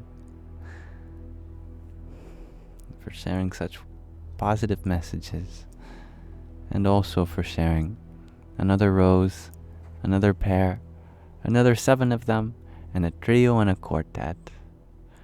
Om Namo Bhagavate Vasudevaya. I was listening to Thich Nhat Hanh last night, and he was saying that whenever I think of a tree, I am in the kingdom of God. Whenever I acknowledge a tree, I am there in the pure land of the Buddha. Just love that. It was a whole meditation session, just thinking of trees, just imagining them. Love trees.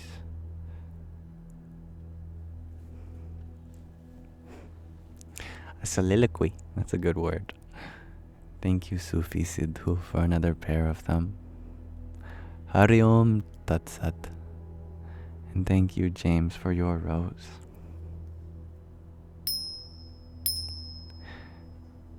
Marlon, you ask, why do you feel betrayed by your production manager at your last job when she sided with the supervisor? why do you feel a certain way is not something that I can answer for you. All I can affirm to you is that your feelings, whatever the reason, are valid. Maybe, and this is just my guess, maybe you are feeling betrayed because you felt like their position was to support you, and yet they acted in a way that supported other interests that were not inclusive to you. And that made you feel sad because you believed that you were part of a team, and that in this team we were working together rather than against each other. And perhaps these ideas, which are difficult ideas, give rise to the feelings of betrayal. But that's just my guess. I don't know. Maybe you can think about this, and I trust your ability to come up with an answer too. And I am sorry to hear that. Forgiveness will be really helpful, but it's never expected. All in good time.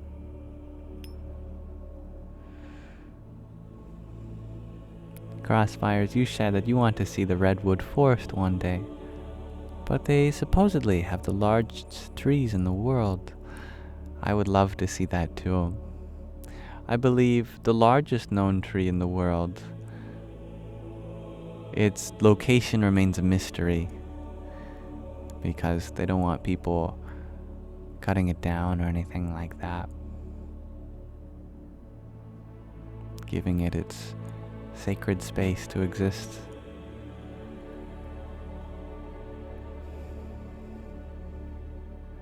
Lebani Hom, you shared that you feel like with everything that happened today, it's nice to just sit here and listen to Yam. Oh wow. Well, regardless of what happened today for you, you are always allowed to check in with your mood. Ask, how can I make some adjustments? Peace is always possible. Even in the last minute of a day, which had the other 23 hours and 59 minutes full of something bad.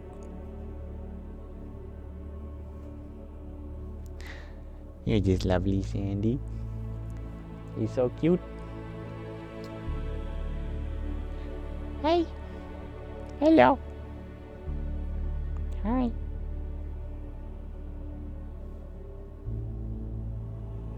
Where's your brother? Where is he? Is he up there? I don't know. Is he down there? Oh, there he is. I see his butt. Oh, there's your face.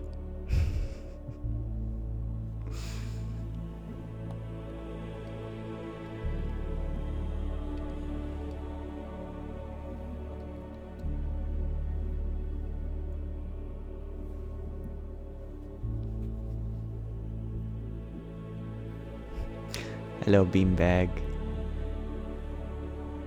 What is Sandy's brother's name?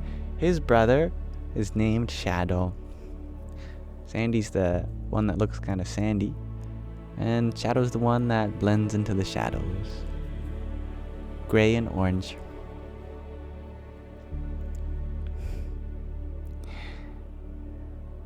Diane, thus you ask, do I like math? I love math.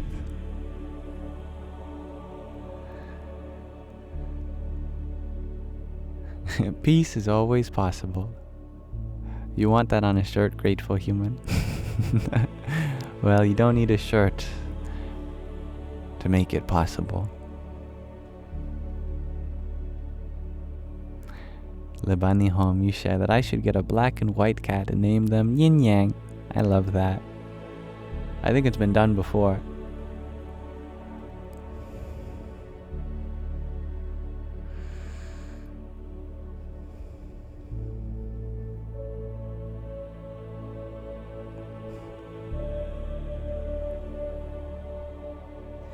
Now, there's one more intermediary reading I like to do through my live streams.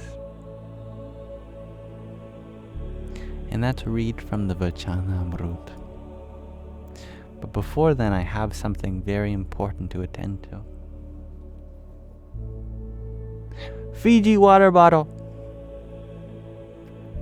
I've been waiting for you. As I said, I've been keeping this Fiji water bottle on hand until the day that you arrive. That way I feel like you're always here, even when you're not. So I keep this Fiji water bottle with me, in memory of you. And it's truly a memory of you, because I have my own water bottle that I drink from instead. I don't drink from you.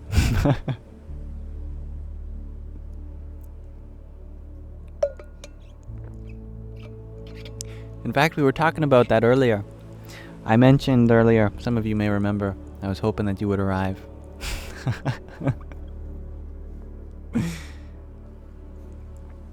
Hello, Danny. But yes, I would like to read from another section of the Vachanamrut. And that's very funny, stimulus check. Can I bring a stimulus check on my next live?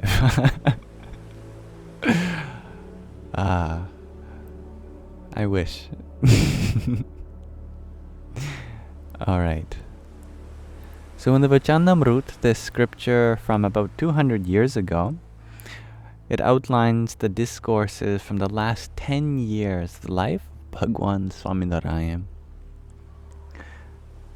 In fact, it's a manuscript, a transcript even of the discourses, so we get to feel like we're there in Gujarat, India. We finished the first section, which was called Gadhada 1.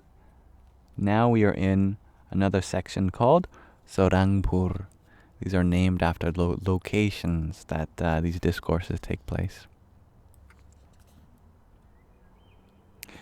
Let's see. Today looks like there is going to be it's a little longer of a reading.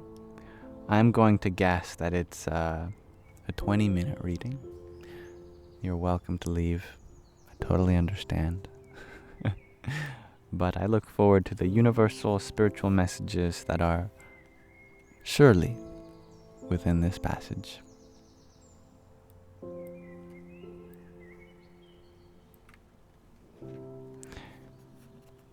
So today we read Sarangpur 2, which is all about developing affection for the form of God.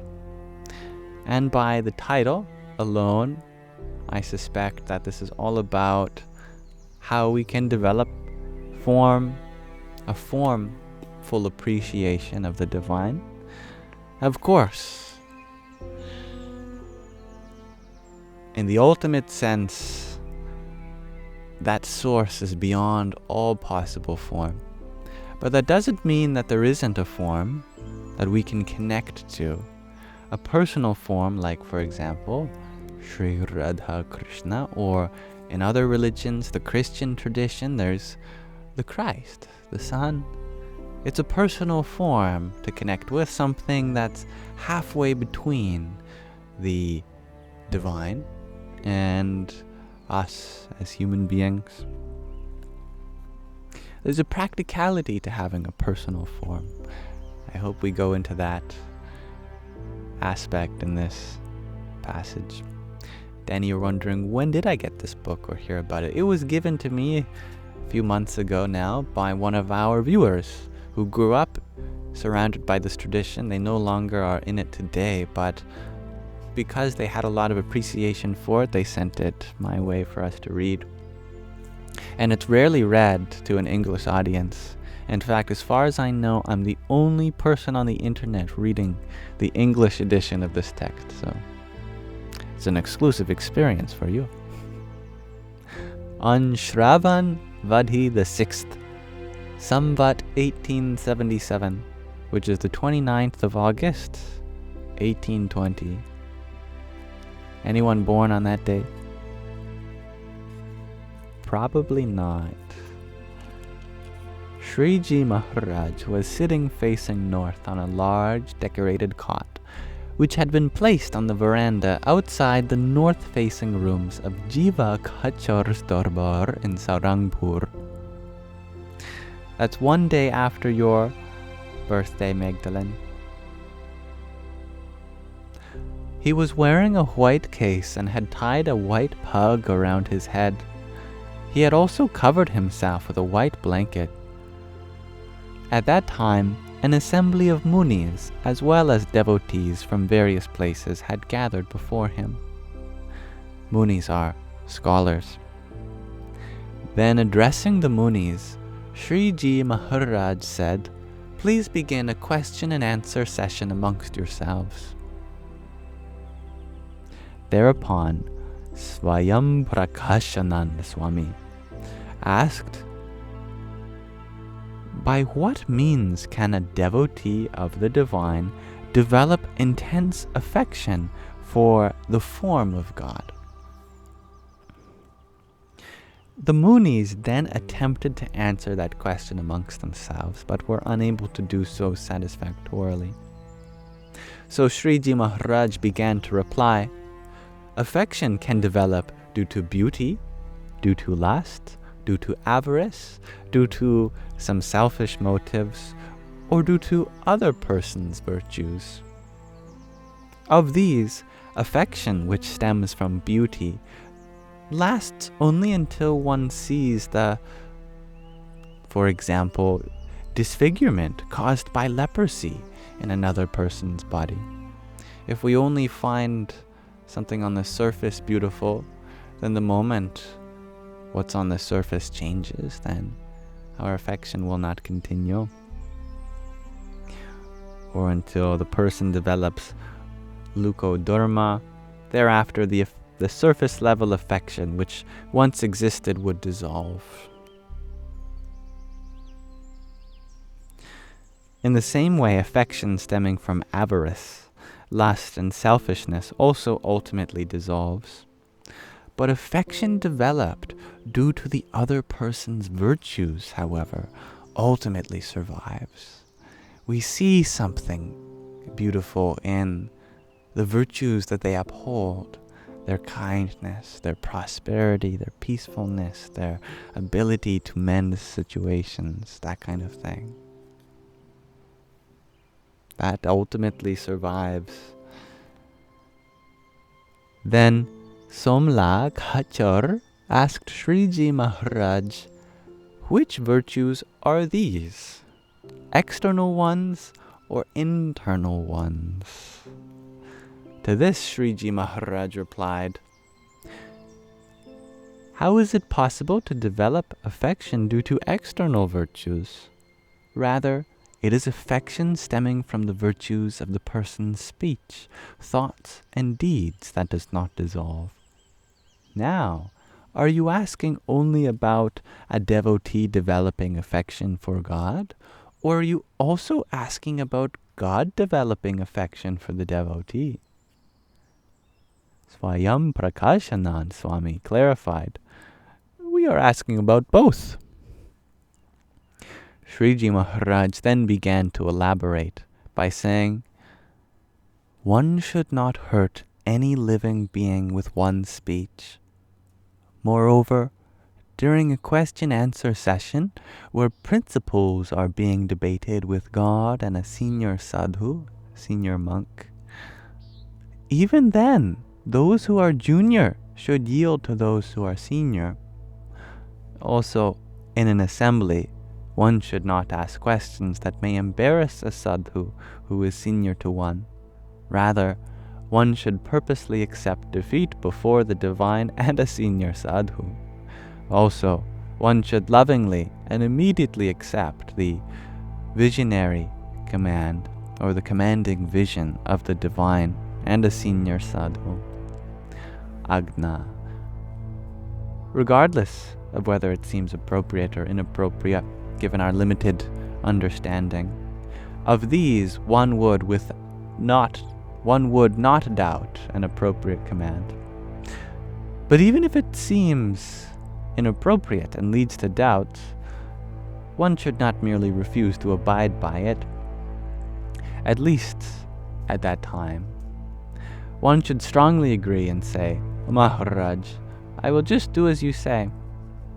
The Guru-Shishya tradition is very strong here about having a spiritual master that will completely surrender one's intellect to. It can make for a very easy spiritual progress without raising doubts.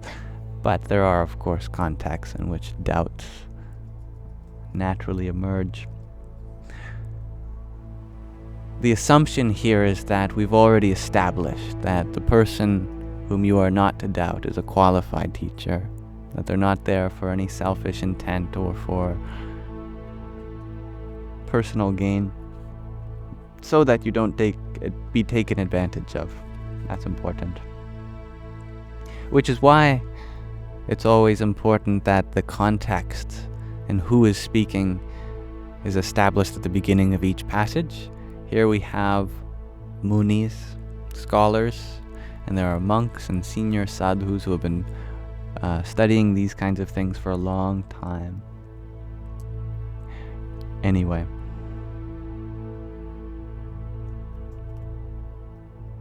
Maharaj, I will do just as you say.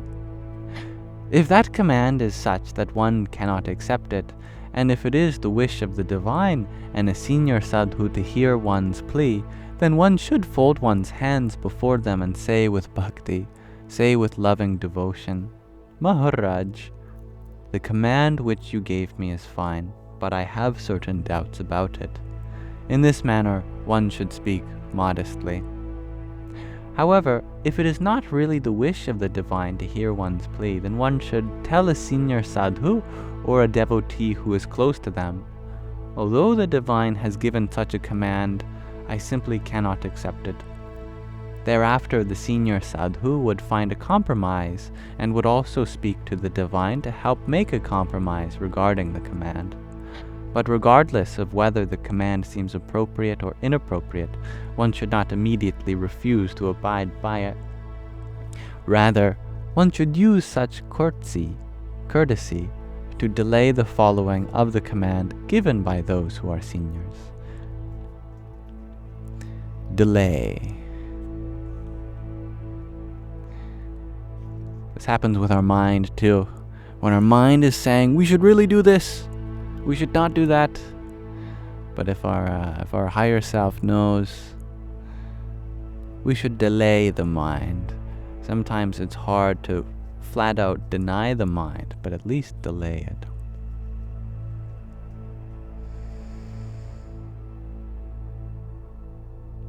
This is how one should behave regarding the virtue of speech. As a result, the divine and the senior sadhu develop affection for that devotee, and that devotee also develops strong affection towards the divine. Now, how should one behave physically? Well, if one's body seems to be hyperactive, one should weaken it by engaging in worship or by observing the Chandrayan vow.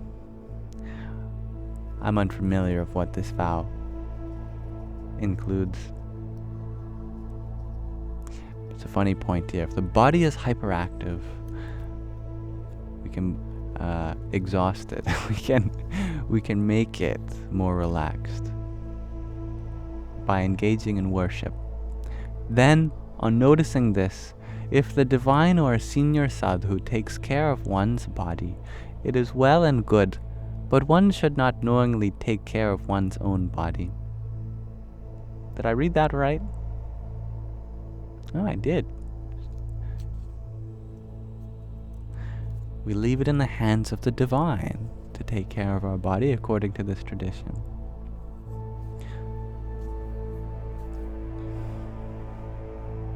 Also, one should physically serve the divine and the divine's devotees. When the divine or that great sadhu notice a person behaving in this manner, physically they develop affection for them, and that devotee also develops affection for the divine. Now, I shall describe the manner in which a person should behave regarding the virtues of the mind. When a devotee does darshan, when they see the divine, they should do so with an attentive mind and concentrated vision. Instead, when a person disturbs, or a dog barks, or some other animal or bird disturbs while they are doing darshan of the divine, they break in their vritti. They break in their thought force. Grateful human, you are asking for clarification. Divine is senior sadhu, right? I'm referring here to God. In fact, the word in the text is God. But I feel like in English,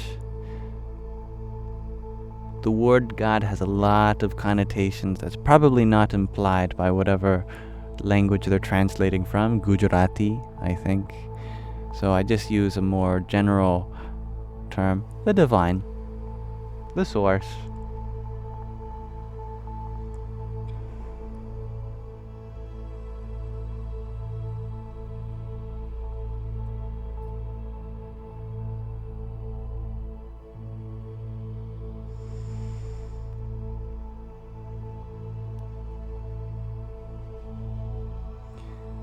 Alright, where was I? Instead, when a person's mind is disturbed while doing darshan of the divine, of God, they break in their vritti, their thoughts, from the divine's witnessing, and begin to glance to and fro, up and down, and also seize them simultaneously. The divine and the senior sadhu are not at all pleased upon seeing a person with such wandering vision. So, when such a person does do darshan, how do they do it? Well, they do it in just as any ordinary person does. One who has such a mundane vision should be known to be like a squirrel that squeaks and raises its tail simultaneously. They do darshan of the divine and notice other objects at the same time. Maybe it would be good to add the context to what this term in Sanskrit darshan means. Darshan literally means sight, but specifically it refers to the ritual process of bringing to mind's eye the form of your Ishta Devata, the personal form of the divine which you connect to. When we are doing darshan, it can be with the help of a murti, a divine image, like an art piece, or it could be a statue, but it can also be an image that we cast upon the screen of our mind.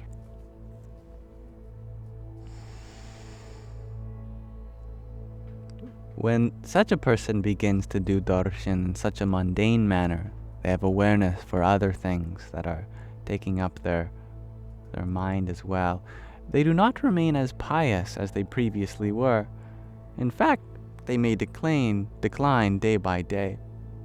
Therefore, while doing darshan, one should not look from side to side. The novelty and divinity experienced in one's heart at the time of the first darshan of the divine should remain exactly the same. Moreover, one should look at the form with a fixed gaze, and then closing one's eyes, one should internalize that form exactly as it is in one's heart. For example, in Dharmapur, Kushal Kuvar Bhai did my darshan, and at the same time closed her eyes and internalized the form in her heart. Similarly, one should do darshan while keeping an attentive mind and a fixed gaze. But one should not do darshan as ordinary people do. If, along with the darshan of the divine, one also looks at other people, or cats or dogs, then when one has a dream, one sees not only the divine, but also those other objects. That is why one should do darshan of the divine with a fixed gaze, and not with a wandering gaze. One who does darshan of the divine while keeping one's sight under control will feel that darshan to be continually novel. In addition, one would also feel any commands that the divine may have given to be novel. On the other hand, a person who does darshan superficially, with a mundane vision, would feel God's darshan and commands to be commonplace. Although they may do darshan every day, for such a person as if they have not done darshan at all. When such a person engages in worship, their mind would not remain stable. Specifically, when they attempt to concentrate on the divine while their thinking is diffused, other objects they may have seen would spontaneously sprout in their mind along with the divine. Therefore, one should do darshan of only the divine. The mind of one who does darshan in such a manner remains only on the divine during worship. Their thinking does not become diffused. Instead, it becomes concentrated. Furthermore, I am able to discern when one is doing darshan with wandering eyes. A great sadhu whose own sight and mind are kept under control also realizes this person is doing darshan in a superficial manner. One who does darshan in such a mundane manner then begins to decline from this fellowship day by day. For example, a person who is overcome by their lust firmly and with a focused mind fixes their gaze on someone they're attracted to. If at that time some animal or bird were to pass by or make a noise, they would not notice it. In the same way, one should attach oneself to the divine with a similarly focused gaze, but one should not do darshan in a mundane manner. Then, Nirvikaranand Swami raised a doubt. Maharaj, we have to travel and speak to people all over the country. As a result, our mind does not remain concentrated. In reply, Sriji Maharaj questioned, I have given a command for you to speak to people. But when have I ever given a command for you to disregard the darshan of this form and do darshan of other things? Having said this, Maharaj continued, the same divinity that one feels when one has darshan of the form of the divine for the first time can be retained if one keeps one's mind and gaze fixed on God. So when one behaves in this manner, in accordance with the virtues of the mind previously mentioned, then the attention that the divine has for that devotee remains ever fresh. Moreover, the affection which that devotee has towards the divine also constantly remains ever fresh. Moreover, both the eyes and ears should especially be kept under control. This is because when worldly talks are prevalent everywhere, and if one is attracted towards them through the vritti, the thought force of the ears, and one listens to them, then all of those worldly words would be recalled when one attempts to engage oneself in worship. Furthermore, anything seen by one who has a wandering gaze is also recalled during worship. That is why both of these indriyas, these senses, should be kept strictly under control, the eyes and the ears. However, if while doing darshan of God's form, the vritti, the thought force of one's eyes and ears, leaves the form aside and is attracted towards other things, one should reprimand them, saying, "O fools!" We are talking to the eyes and the ears. "O fools! What are you going to achieve by looking at forms other than divinity itself, and by listening to other words than the talks of that omnipresent? As of yet, you have not attained any yogic powers whereby you can instantly receive whatever you wish. This is because you are still in the process of enlightenment. So you are not going to be able to obtain those vishayas, those objects of the senses, sense objects that you desire. So why are you futilely grasping for them and leaving the divine aside? Moreover, even if you were to attain some insignificant vishay, sense object, then Due to the sin incurred as a result, there will be no end to the beatings you will receive in Yampuri, which is the abode of death.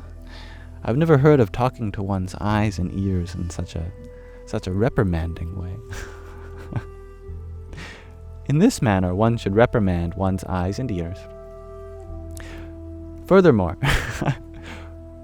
one should also tell them, and by the way, the reason we were talking about our eyes and ears as individual beings is because as sense organs, as indriyas, it's said that there are individual indras, which are deities that are in charge of each sense.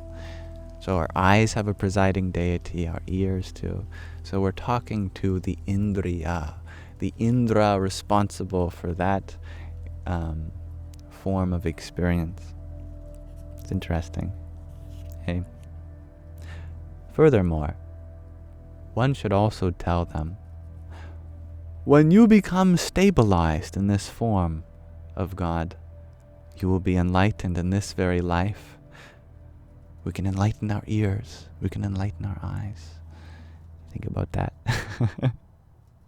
As a result, you will be able to naturally hear any talk occurring in any Brahman, any universe.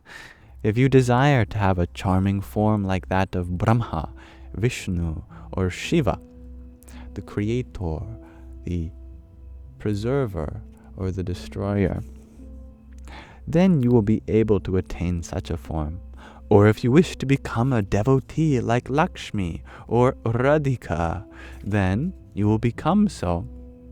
Moreover, if while worshipping the divine you do not attain enlightenment in this death, in this very life, you will attain enlightenment after death, when you become a mukta, a liberated being.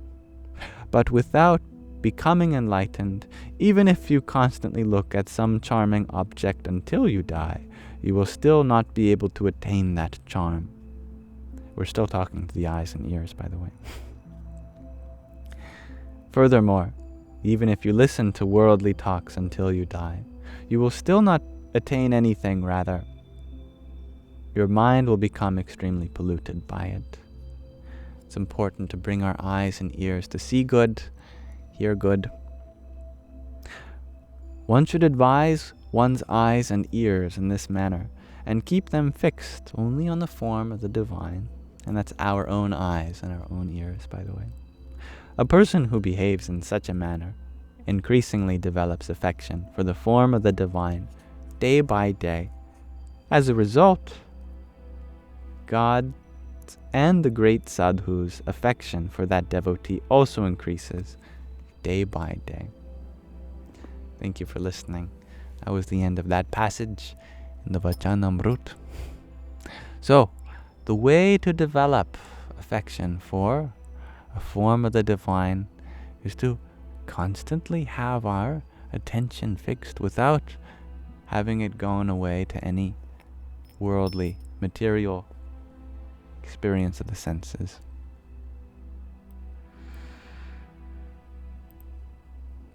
Thank you for listening. That was a longer one, indeed, 25 minutes. 5 minutes later than my estimation. So thank you for your patience. I know that these readings aren't for everyone, but if you did get something out of it, that's great. And thank you, Hybrid Gen, for your subscription here. I'm very grateful to have you here always. You share that you want to cover your senses. You are overwhelmed. Well, bringing them to divine things can be a great way to relax into them and not be overwhelmed by them. Very relatable though. And thank you for your 20 roses too. Om Namo Bhagavate Vasudevaya. And Babblefishy, thank you for your heart me. Hare Krishna. G2 Infinity share that it's very restrictive practice they've described.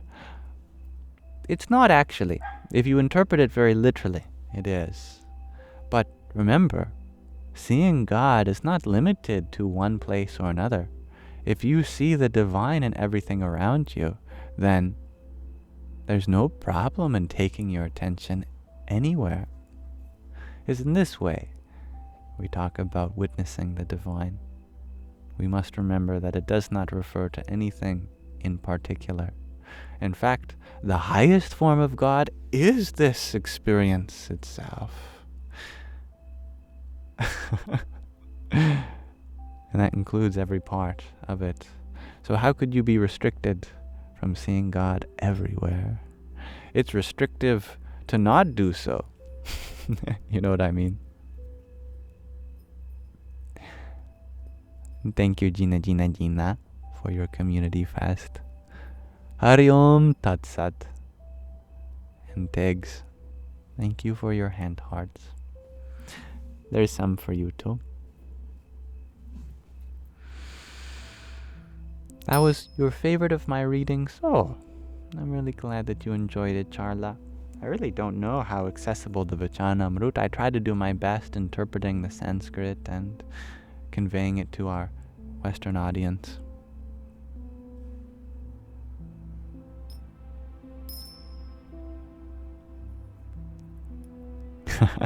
User 224, you share. You can't get away from your cats. You'll have to lock yourself away if you wish to try this. The good news is that cats are divine too. If we see them as anything less than the divine, then that's a problem. But take inspiration from our ancient Egyptians. There's definitely a divinity in them that is worth revering. And Tattvam Asi, thank you for your quintet of roses. Asking questions, you ask. Have we come here to forget that and remember it again?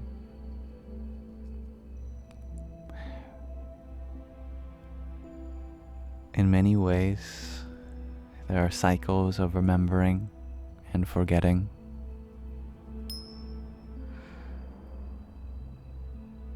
One of the powers of Shiva is to forget his own existence. Another power is to remember his own existence. Sometimes Shiva forgets who Shiva is in order to remember who Shiva is. That's a great question, Scott. Are maggots divine? Absolutely. Maggots are associated with the decomposition of bodies that have come to pass. And as they take this decomposing body and turn it into compost, more life can thrive from, let's say, the soil that becomes fertilized by their excrement. Sometimes we have a minimal or a minimizing outlook on worms and grubs and other bugs, but they have an important role to play in our ecosystem and the hierarchy of life also. Sure, they're kind of gross, but that doesn't mean that there isn't a divine import to their being.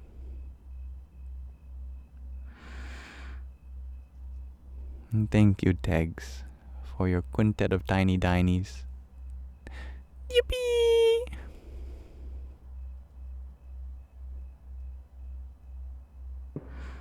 Indeed, sometimes we can get infected by maggots, and they can cause problems to our body.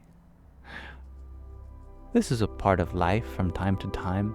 In fact, there's a great story of Ramana Maharishi, and he was said to have been meditating for so long that maggots actually started eating his legs. And it started smelling up the temple that he was meditating. And people didn't know this was happening because he was meditating in a closed-off room. And they only knew that he was in there once the smell started to come out. They thought, oh no, someone had died in there. Maybe his ego, but he was still very much alive. In this way, he had gone beyond the body. He recognized himself to be not dependent on it. But not everyone can do this. Indeed, when it does affect our ability to connect with others, to see and hear, that is very sad, definitely. But we can blame the maggot, or we can find a perspective in which we honor the individual challenges that a person may go through. Of course, I would never wish for someone to be harmed in this way by any other creature. But that's not to say people who are blind have a limited experience of being happy. That's not to say people who are deaf have some lesser ability to find peace. Though suffering is not something we wish upon anyone, no suffering can take one away from peace, joy, bliss. So we can honor suffering as something which provides a challenge to life, and we can serve others and try to alleviate their suffering. But there is always a lesson and a blessing there.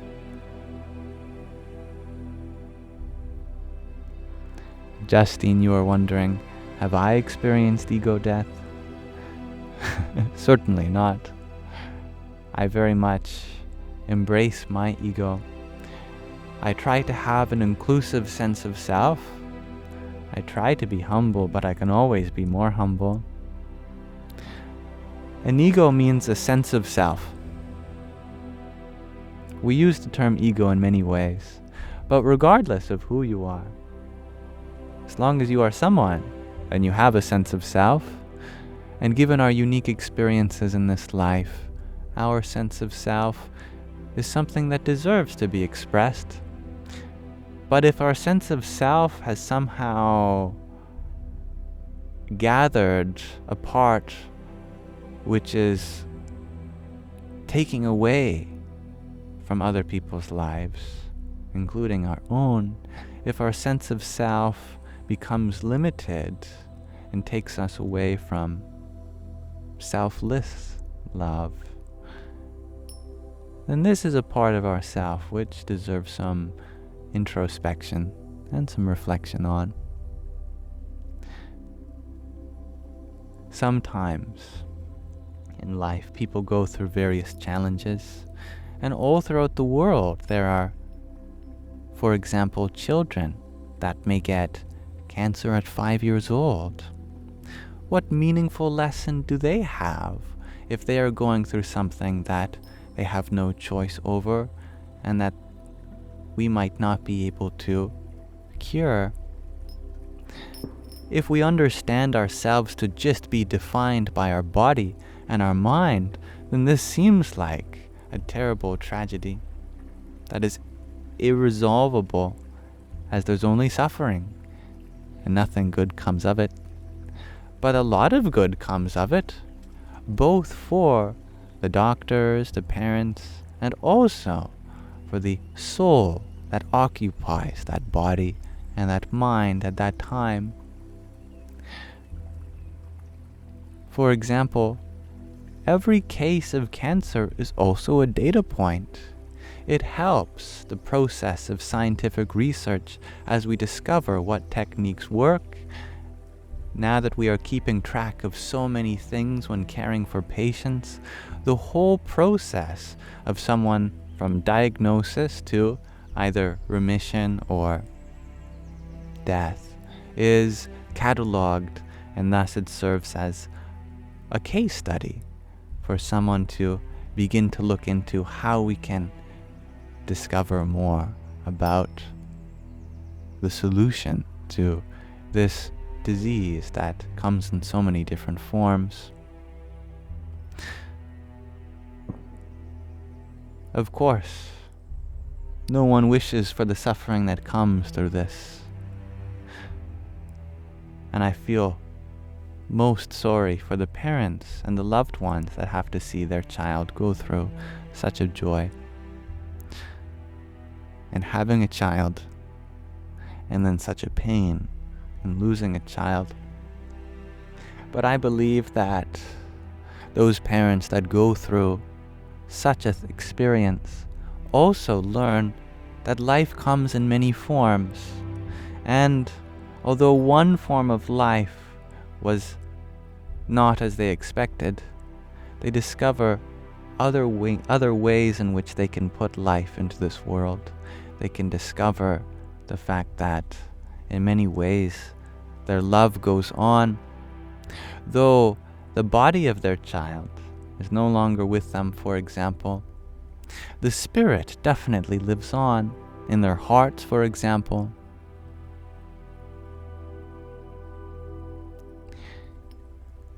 Scientific research is absolutely important,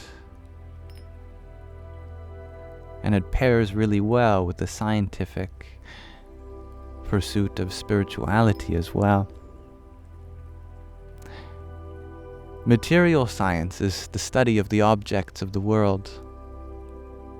Spiritual science is the study of the observer. You could say that, in short, science studies the objects through observation. Spirituality studies the subject of observation. We require science to understand our external world, but spirituality to understand our internal world. Science can tell us a lot about the right perspectives to have on our body through medicine, biology, and our mind through psychology, sociology. And spirituality tells us the right perspective to have about the soul which inhabits that body and that mind. Those whom pass on from us, if we merely understood them to be the body and the mind, then there is no way to process the grief of someone having a temporary existence. But it is possible to come to understanding of the fact that consciousness was never limited by the body, by the mind. Just ask any parent in the world, did your child come with a personality? Were they born with one? The answer is yes, absolutely. There's some aspect which has been here for a long time in every one of us. What were you before you were born? How is it that after 13.7 billion years of evolution, only now does consciousness appear for you in this body? Or was there another body, another mind?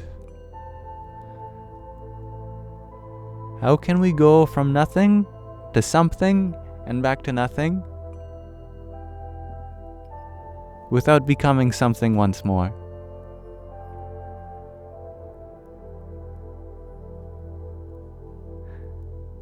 And thank you, Tegs, for your 50 roses.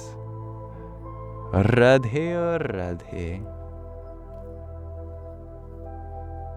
And Haley, thank you for your community fest.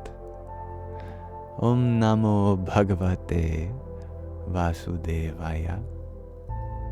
And Bobby So, thank you for your heart me, your team bracelet, your best team, and your cheer you up. Om Dum Durgaye Namaha. And that's something I love to hear.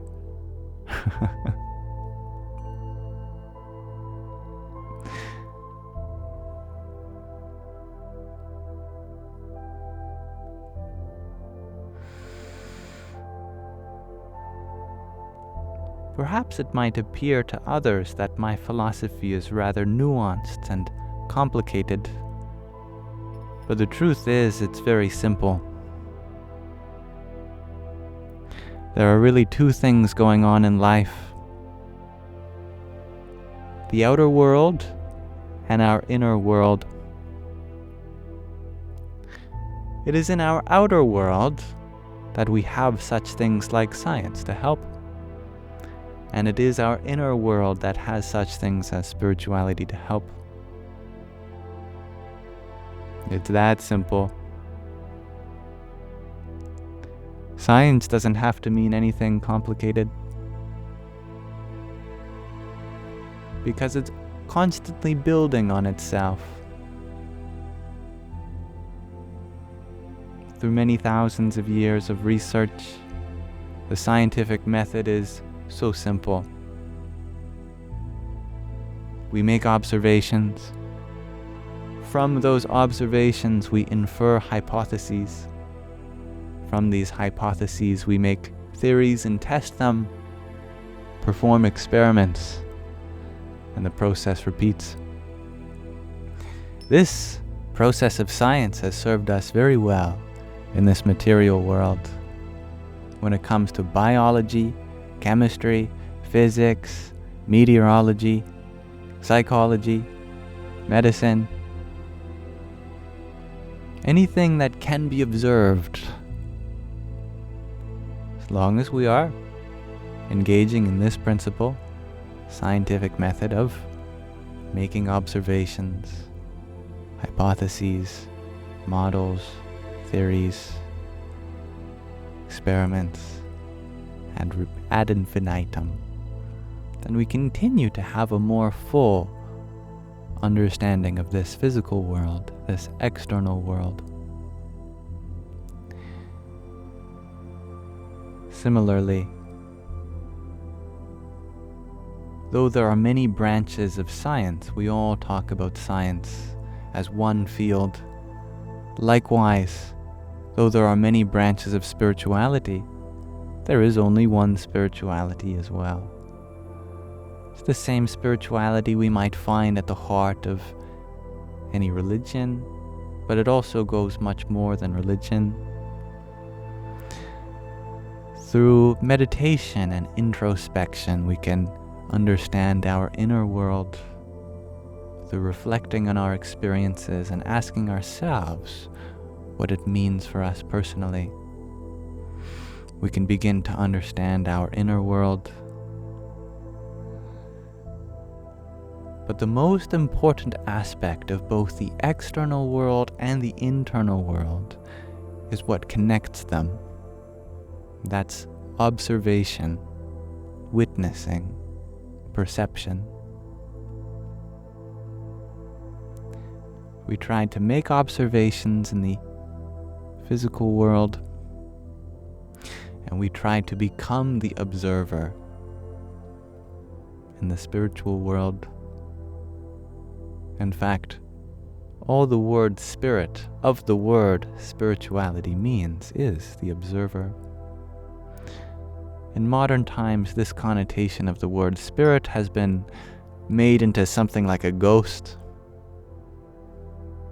But spirit simply means observer, the witness, the consciousness, the awareful presence of life that illumines this experience.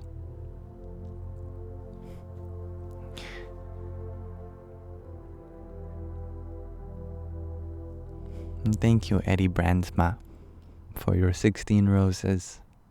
Radhe or Radhe. And Bob, thank you for your rose.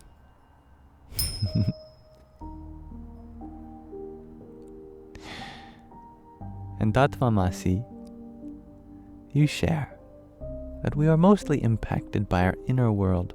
You'd even say like 90% of the times. There are two stories taking place at any moment. There is the story of our surroundings, and there's the story that we overlay, the narrative full of meaning that we come up for that experience. And it is from that narrative that we create.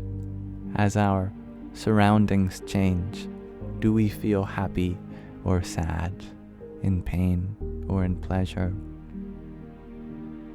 And a good story can make you feel all of those ways. And that is right, McNuggets. It is a sock on my microphone. Not just any ordinary sock. It's a Yamsox.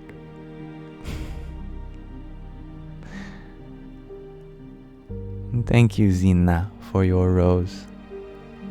Jai Sitaram. And Van Penguin, thank you for your cloud bread. Om Namo Bhagavate Vasudevaya. And I love that, Scott.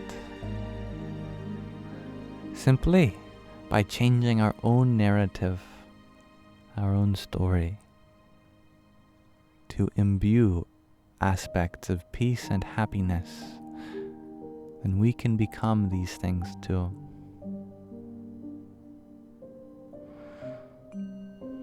And although it is true that life is filled with pain and loss, it's possible to be peaceful from a deeper point of view. Just like when we watch a movie, the main character might go through pain and loss. But that's what makes a good movie a good movie. We can even begin to enjoy the anger, or the impatience, or the agony, the misery, when we see the movie of our life as a witness. We can appreciate the sad moments too. For example, a few months ago, I had been broken up with by someone who I really loved. And I respect their decision, but it made me very sad.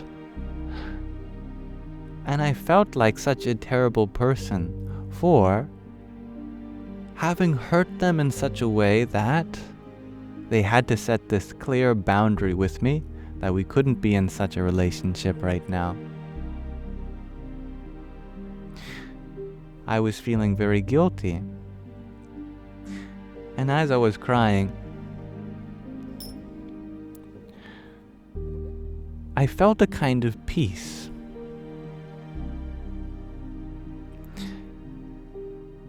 It was a kind of peace that was almost frustrating to feel because I felt like I didn't deserve it.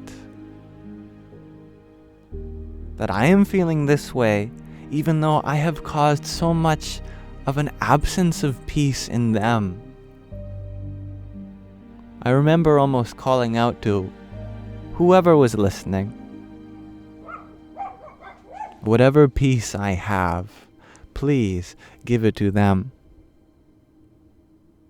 And the strangest thing happened. I started feeling affirmed from within that I can't give away this peace in a way that will exhaust it. The more I tried to take this peace away from me, the more I realized that it was a part of my essential nature, that it was me. I am peaceful by nature. That is my essence. And not just because I am who I am and other people are who other people are, but because that peacefulness is your inherent essence. And no matter what others go through, how unbearable it may be, there is a part of you that will remain peaceful. It might be hiding under a lot of things that we still have to work through, but it's there. When I realized this, my tears of sadness intermixed with tears of joy, that I was both sad for my loss as I was happy to experience this moment.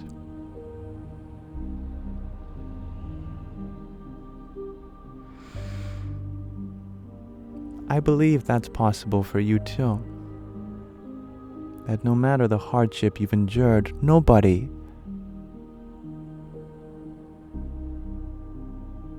can have this peacefulness be taken from them. Why? Because it's your essential nature.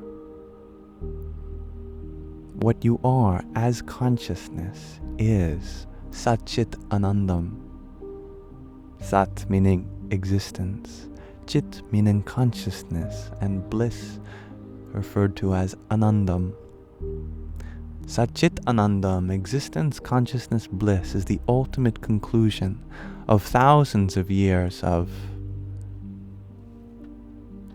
spiritual practices. We may lose this body, we may even lose this mind, but we will never lose the essence of our being, that is, Sat Chit Anandam. This is something that our forefathers have told us, our ancestors, for generations. We just have yet to realize it ourselves. But that time will come.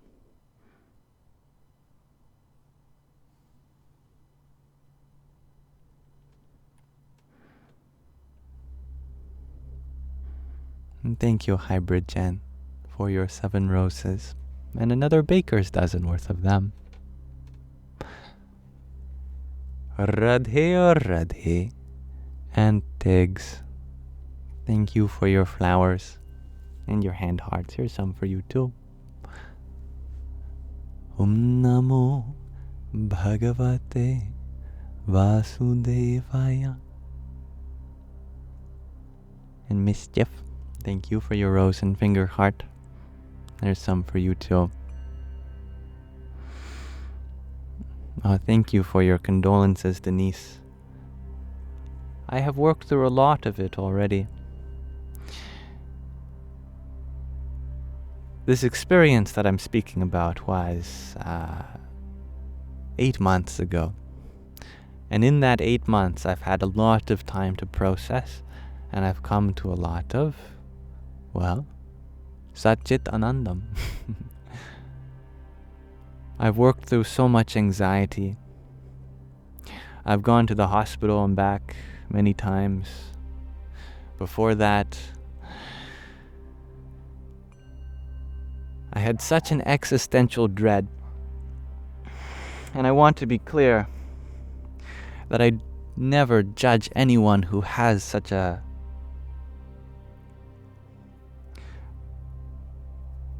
experience of suffering that they're unable to let go of, because that was my position. That I had dropped out of my university and slowly became more and more depressed, and I wouldn't come out of my room unless to make TikTok videos, which you all saw, and I would explore various concepts in religion and mathematics and spirituality and physics. But I was addicted to self-pleasure, to vaping nicotine, and at that time my household had a lot of dynamics that were not very healthy. For the sake of everyone's privacy, I won't mention.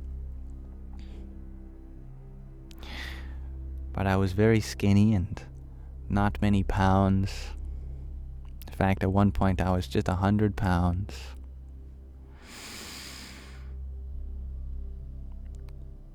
I really thought that the world would collapse around me, that I was losing my mind. And for days I'd be throwing up, not sleeping. And it was around this time that I really hurt that girlfriend of mine too, because I was going through so much suffering. I ended up not doing my best to take care of my responsibilities in that relationship. And I had a hard time forgiving myself.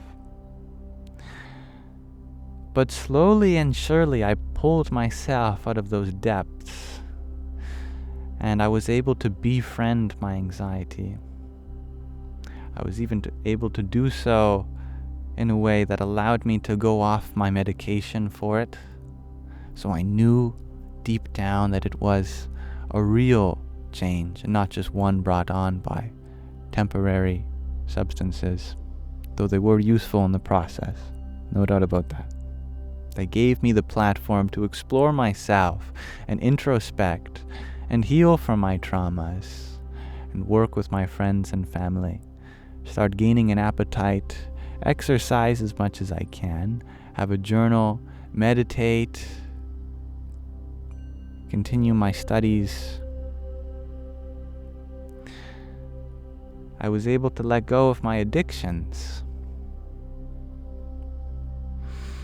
And none of this would be possible without finding a core of peacefulness inside me that has been unaffected despite all of the trauma that I've gone through in life.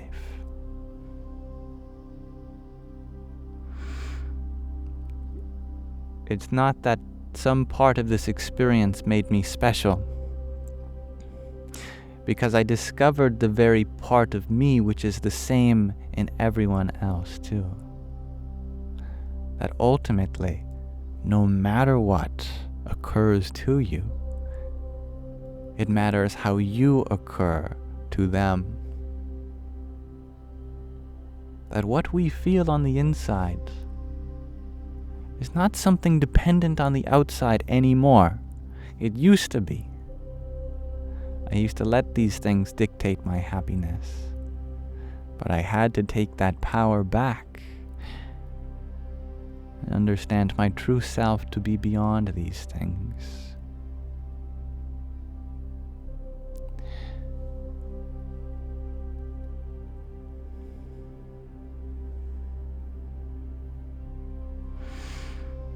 Thank you, Hybrid Jen, for that paper crane you sent, by the way, just a minute ago.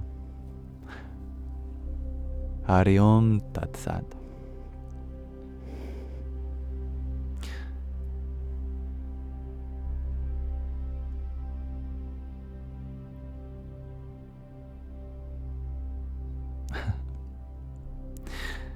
It is the reason why I do all these live streams.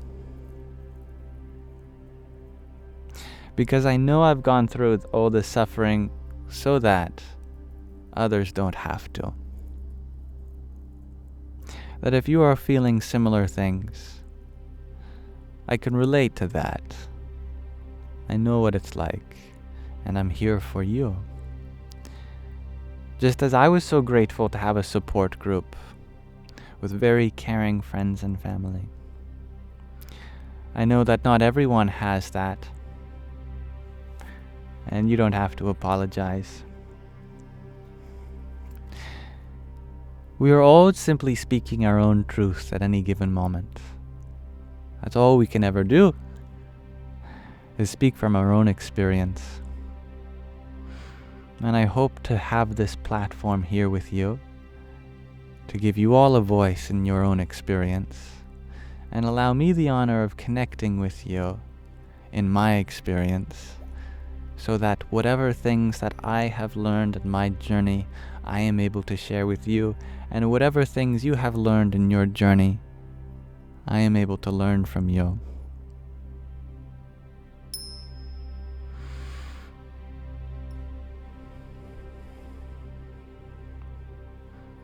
And thank you, JR, for your community fest. Hari Om Tat Sat. And Tegs, thank you for your quintet of best teams. Roses and another 25 of them. Om Namah Shakti Shivaya. These gifts are, of course, never expected, but I am honored that I have a community which is so generous.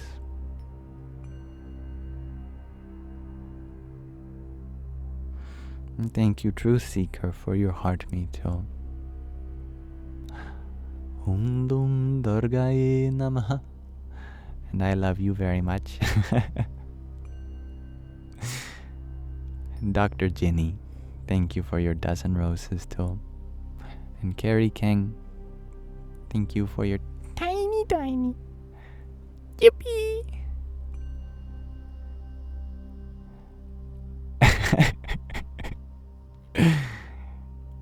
You know, you made me curious what you must have sent, K, the letter K, because you sent the message, just curious, no offense. So I scrolled up, and the only message that came through on my end was, hi. Hi. Just curious, no offense. Yes, there's a fire behind me. That is actually a solar-powered light that my mom has in her garden.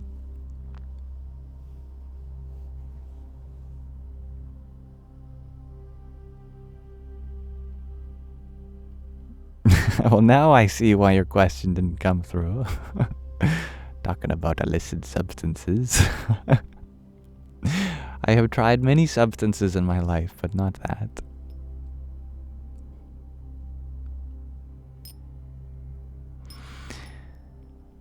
Much love, Dansuela. Mel, you missed my story and you hope that I revisit it sometime soon. It would be helpful. Well, a version of it is in the link tree in my bio in the frequently asked questions page, since a lot of it is relevant to many questions you might have, like why I deleted my videos, which was another thing I was struggling with, is conveying myself sincerely and authentically on the internet. And eventually I decided, no, I wasn't conveying myself sincerely and authentically, so I took down the videos that and that really helped me, actually.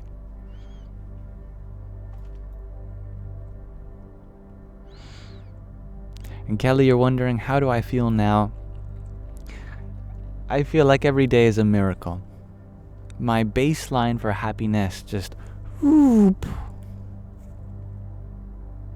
When I was going through anxiety, all I wanted was just a day where I didn't feel anxious, I'm sure anyone who goes through anxiety, yeah, I can absolutely talk about anxiety more, how to deal with it.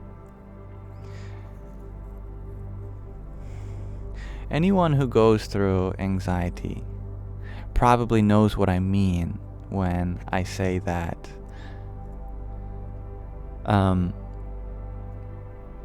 your needs to be happy, they start dropping. Before it was, you want to have a full day full of these activities where you do all your responsibilities, that you go to everywhere you need to go, see everyone you need to see, and do the dishes, whatever it might be for you. If you're struggling with anxiety, your version of happiness starts to become more simplified. And it's like, you know what, if I can just make it through today, then that's a good day, I think that's a blessing in disguise for people that are going through troubles with their own mental health, is that we just want to make it through the day, And that's still something that carries with me even after this experience. That, yeah, actually, that's a much better perspective to have. Can we just make it through this day? And your sense of time becomes smaller and smaller. It's can I just make it through the first part of my day? Can I make it to lunch? Then it's, can I make it through this hour? Can I make it through the next few minutes? Can I make it through the next few seconds? And then something miraculous starts to happen when you narrow down on just this infinitesimal moment. At some point it becomes, can you make it through this moment? And I think something clicked for me there when I lowered my happiness threshold to my ability to make it through this moment. Because suddenly it became really easy. Making it through the next few seconds without whatever happening, next few minutes, hours, days, whatever, that's hard to think about when your mental security is not guaranteed. But if you limit your perception of time to just dealing with what is immediately in this moment, this infinitesimal fraction of life, actually, a great deal of peace begins to pour in. Because we realize that what we're struggling with mainly is a greater sense of time, where we've placed our happiness in something that must happen in the future, or something that shouldn't have happened in the past. If we can recognize that all we ever have to deal with is what's occurring exactly here, then we can take the immediate next step to do so. Maybe that's just taking your next breath, your inhale, your exhale. We simplify the steps that we need to do into the next immediate actionable thing. And we also let go of our future miseries, our past miseries. We just work on what's occurring right here. It becomes a lot easier. One of the most important things I ever read was a Reddit article. In that Reddit article, there was, I think 4 points that stayed with me. The first point when it comes to anxiety, that point was to always remember that how you talk and how you think about your own anxiety makes the biggest difference. It's true. If you talk about your anxiety as your worst enemy, it's going to be your worst enemy. But if you talk about it as something that's a part of you, something that's natural, then we can begin to include it without resisting it. That leads into the second point, is that what we resist persists. But if we can relax into our anxiety, as paradoxical as that sounds, then its threatening nature begins to dissolve. The fight or flight response was the third point. That fight or flight, the commonality is action, is movement. That anxiety propels you into movement, so at least do something instead of suffering in a state of being frozen. Whether it's go for a walk or talk it out with someone or engage in some creative project, do something.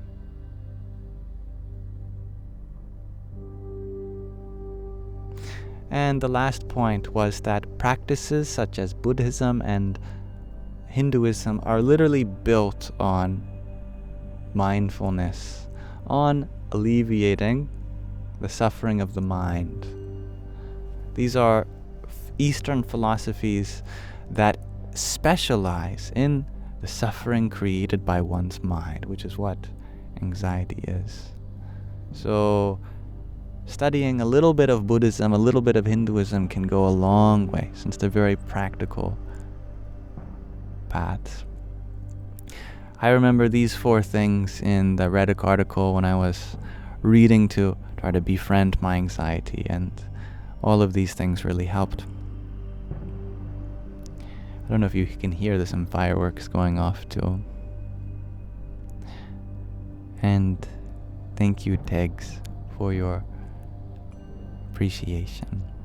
And thank you, Jared, for your heart me, your pair of team bracelets, your 39 team bracelets, so your pair of best teams, 39 team bracelets, your hat and mustache, and a tiny tiny. Yippee! Those are some of my tips on anxiety, and I hope that they are helpful for you.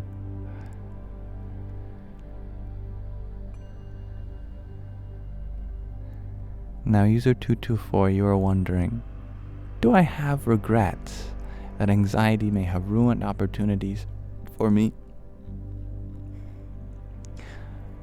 Absolutely not. But I used to think that way, definitely. That's the funny thing about anxiety. Not funny haha, but funny strange, is that anxiety, it compounds on itself. And you start being anxious about the fact that you're anxious.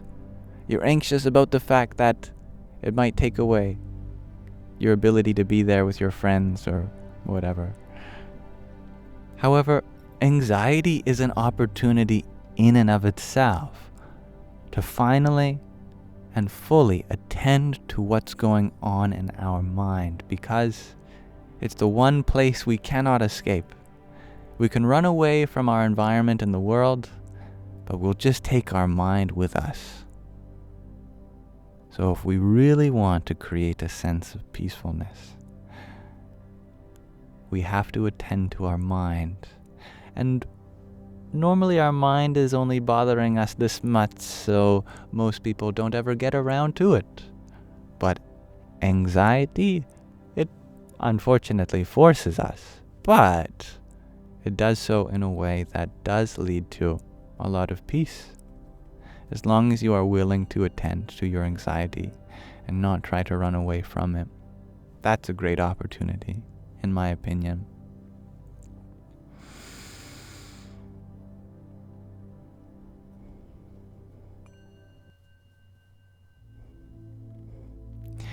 And thank you, Jarrett, for a tiny, yippee, and a snowboard also.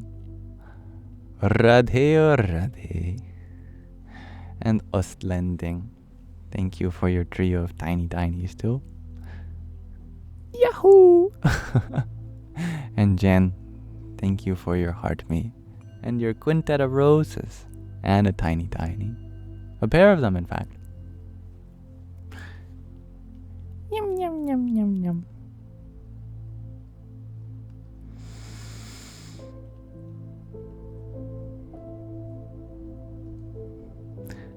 I love that you make soap, Denise.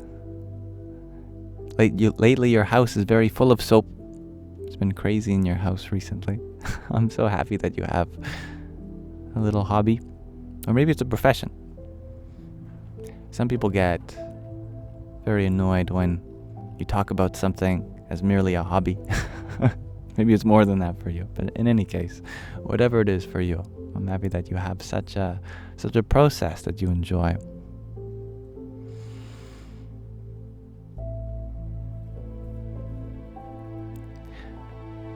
User 224, you're wondering, did I experience perfectionism and high standards for myself in college?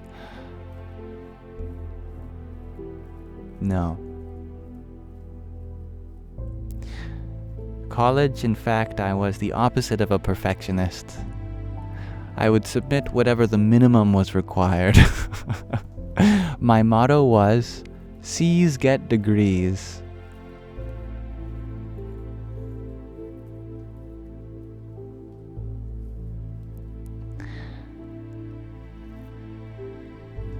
But in other aspects of my life, I did experience that feeling like I have to be perfect.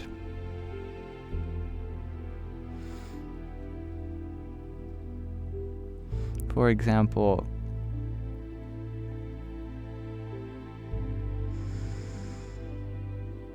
in my routines, that whenever I was trying to adopt a new positive habit, there's a moth that flew by if you saw that. Like, let's say I wanted to go to the gym every day or something. My perfectionism would say that if I miss one day, then I might as well quit, because then I'll have quit with a perfect record.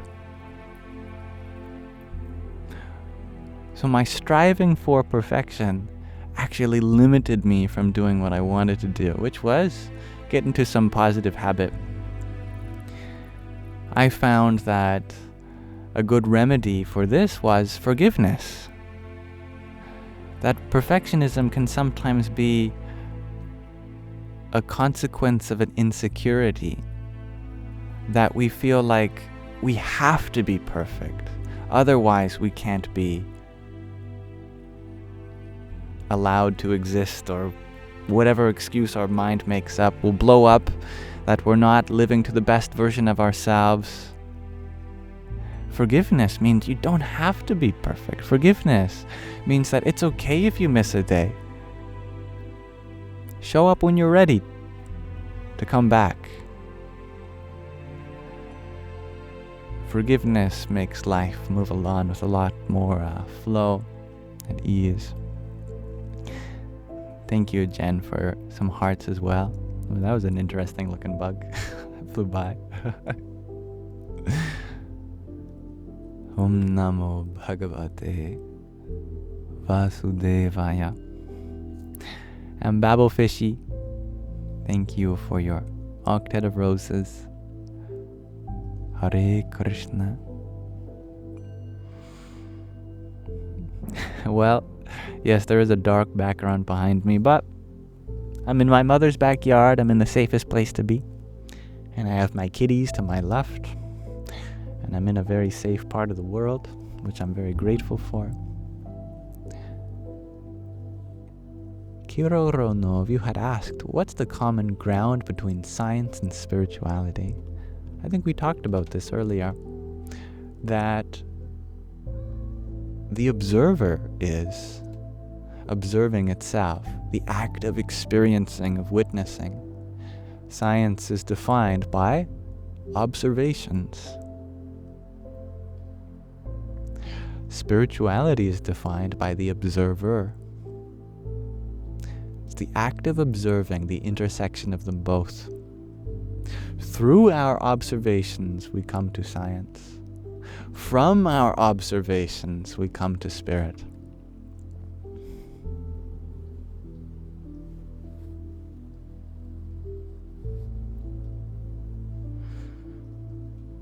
And thank you, John F., for your paper crane.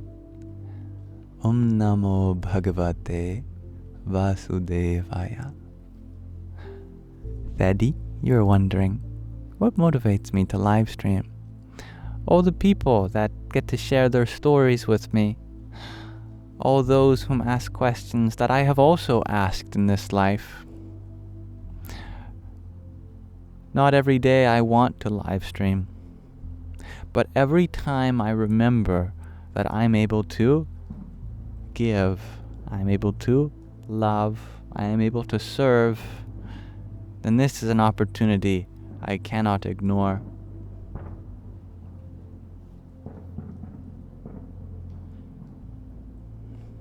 And thank you, Tegs, for your quintet of roses too. Om Namah Shakti Shivaya. Hello, Alicia.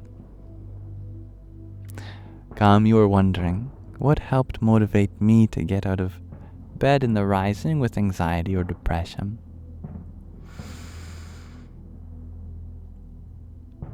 I wanted to be a better son, a better brother, a better friend.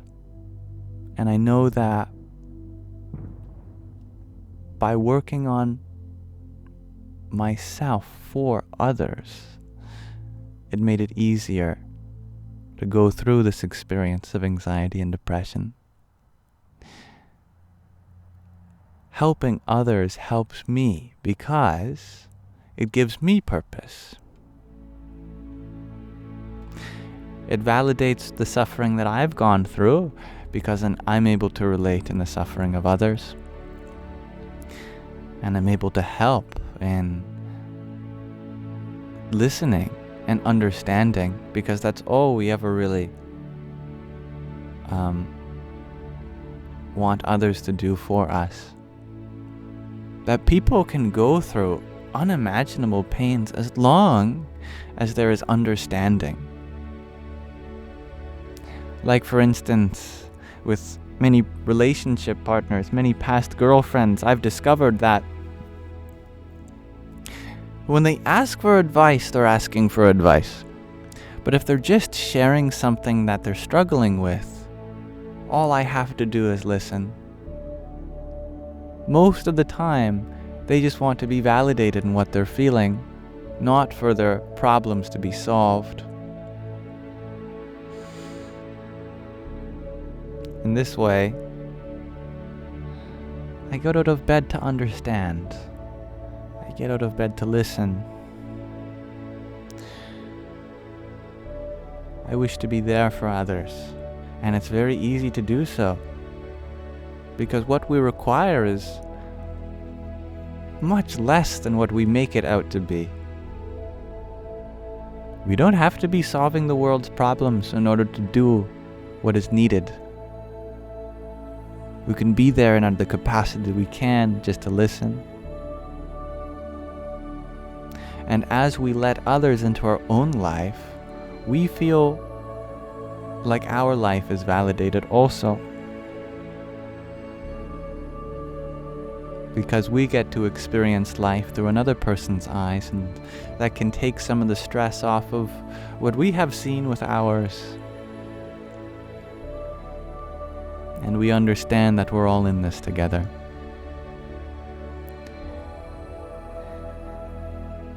Daddy, you're wondering, what are those phrases that I say in a language other than English? One of them is Radhe or Radhe, Hari Om Tat Sat, Om Krim Kalikaye Namaha, Om Sum Suryaya Namaha, Jai Sachitananda, Om Namo Bhagavate Vasudeva. This is the oldest language in the world, one in which so many of the world's modern languages are descended from. Many people call it the mother tongue of humanity, since it's what the first civilization spoke. It is known as Sanskritam, which is often just said as Sanskrit in English. It is a highly philosophical language, highly mystical, highly sacred, and it's still spoken today, many, many, many thousands of years since we know of it first being spoken 5,000 years ago, and probably long before that also.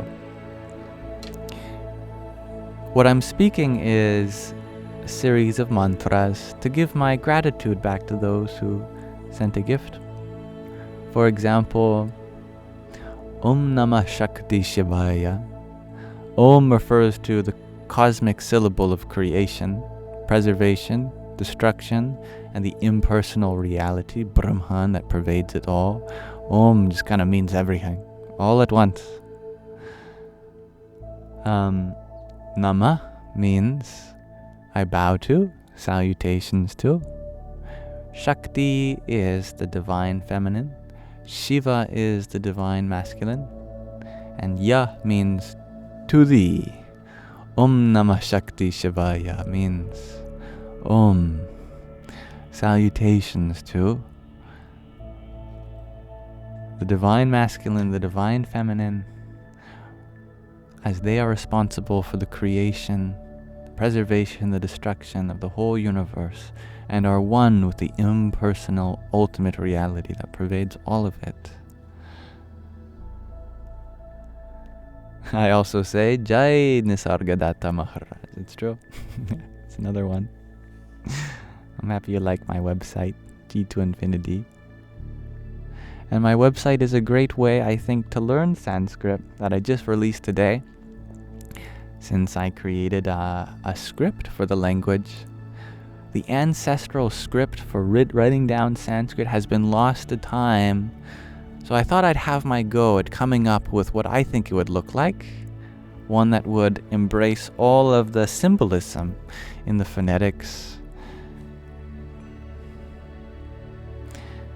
And I believe that as a script, it will be really helpful for understanding, for learning Sanskrit too.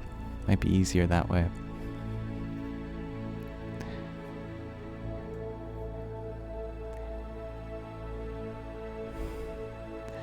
And thank you, Stacy, for your pair of roses. Hare Krishna. And Vince of York, thank you for your team bracelet and heart me.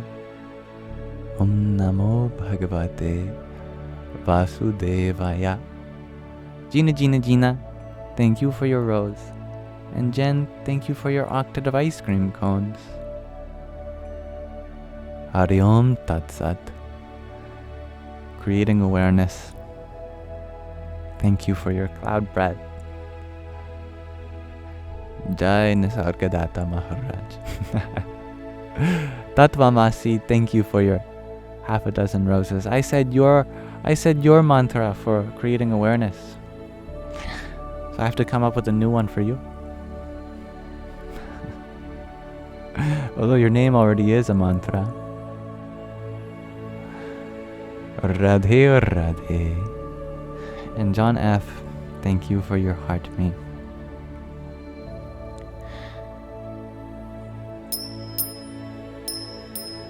And thank you, Trainadora Sarah, for your tiny toe. Yippee! Alright, I should probably go inside now, since it's very dark out. 10:30 p.m. for me. Before I get eaten alive by mosquitoes.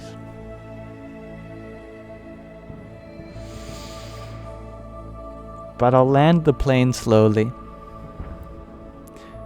I'd like to ask you all a question of the day. How do you want to be remembered?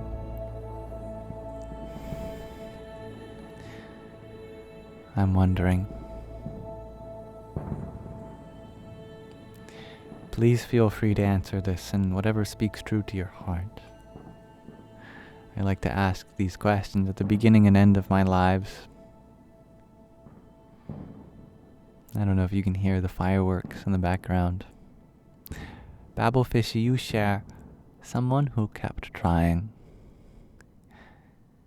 And Denise, you share as a kind and compassionate person. Anita, you share that you want to be remembered as a giver of many things. Ahmed, you share you don't mind being forgotten. Well, if that comes from a place of peace and acceptance, that's beautiful. If you feel like you deserve to be, or for some other self-destructive way, then, just to spite you, I will keep you in my heart forever. And Wakabi Winyan, Star Woman, you share in loving service. Thank you, Axos, for the vanilla extract and cinnamon tea spray idea for mosquitoes. It's fun. Dr. Jenny, you share with warmth and laughter. And TT, you share not at all. Well, the same thing I said to Ahmed, I say to you. I will remember you too. Magdalene, you share that your ethos posed as a refuge of a sanctuary to turn to even after your spirit transcends. Wow. That's beautiful. Leeson, you share the nonchalant one. It's a nice thing to be remembered as. Creating awareness, you want to be remembered as a person who helped themselves remember who they really are. That's beautiful. Anna, you share the girl with the loose smile. I've never heard this phrase before. What is a loose smile? Means it falls off? Oh no, I've lost it.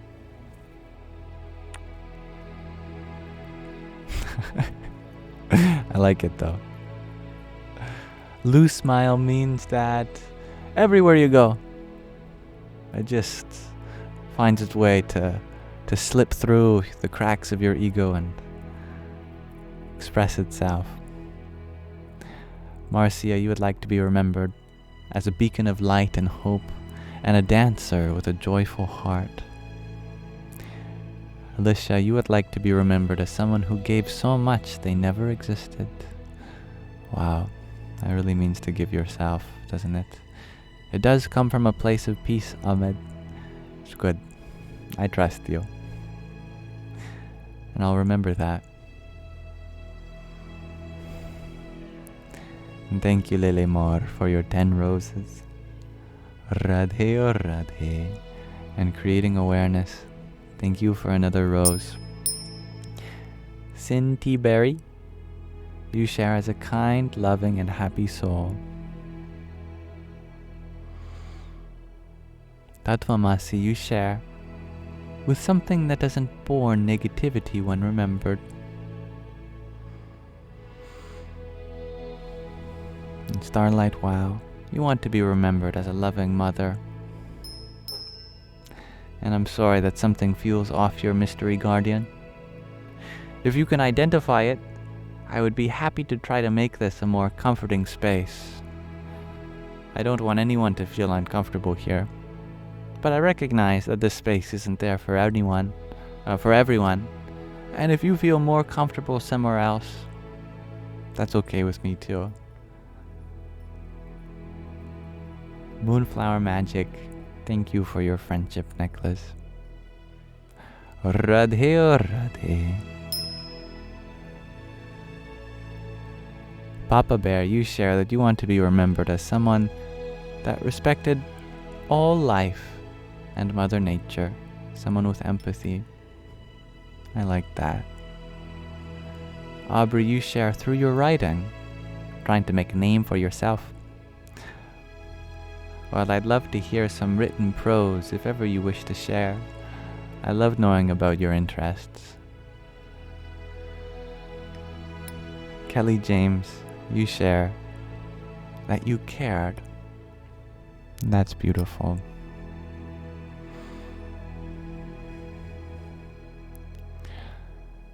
Alright, I'm going to pause our question of the day for now. And if I didn't read yours out loud, I am sorry.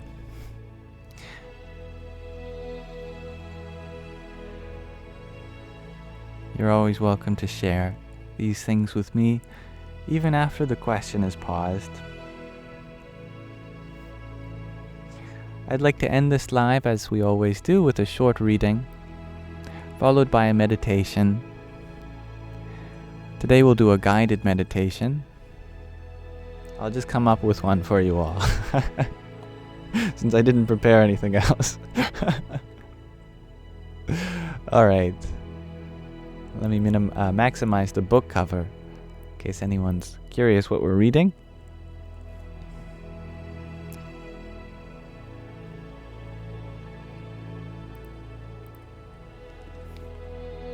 So today, we're reading from the 5th chapter of this book, In Love at Ease. And I should turn my alarm off before I continue reading. I snoozed it. I didn't mean to snooze it. It's going to vibrate in 10 minutes. Oh well. Let me just reset the recording.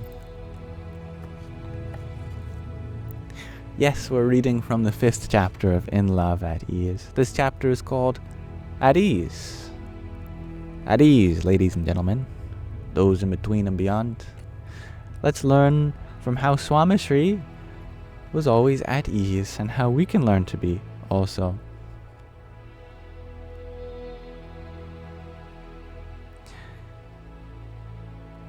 The preparations had been made and schedules had been confirmed.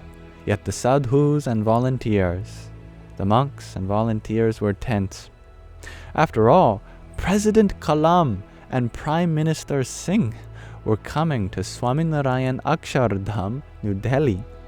These are the leaders of India at that time. The Swaminarayan Akshardham was one of the many that Swamishri founded as a spiritual space. They were coming later that afternoon for inauguration. Swamishri asked for Brahma Viharidas Swami, who rushed into the room to answer Swamishri's questions. Swamishri was calm and in a mood to joke with the flustered sadhu.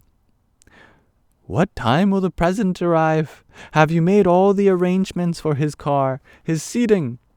Make sure you have enough seats for others in his retinue.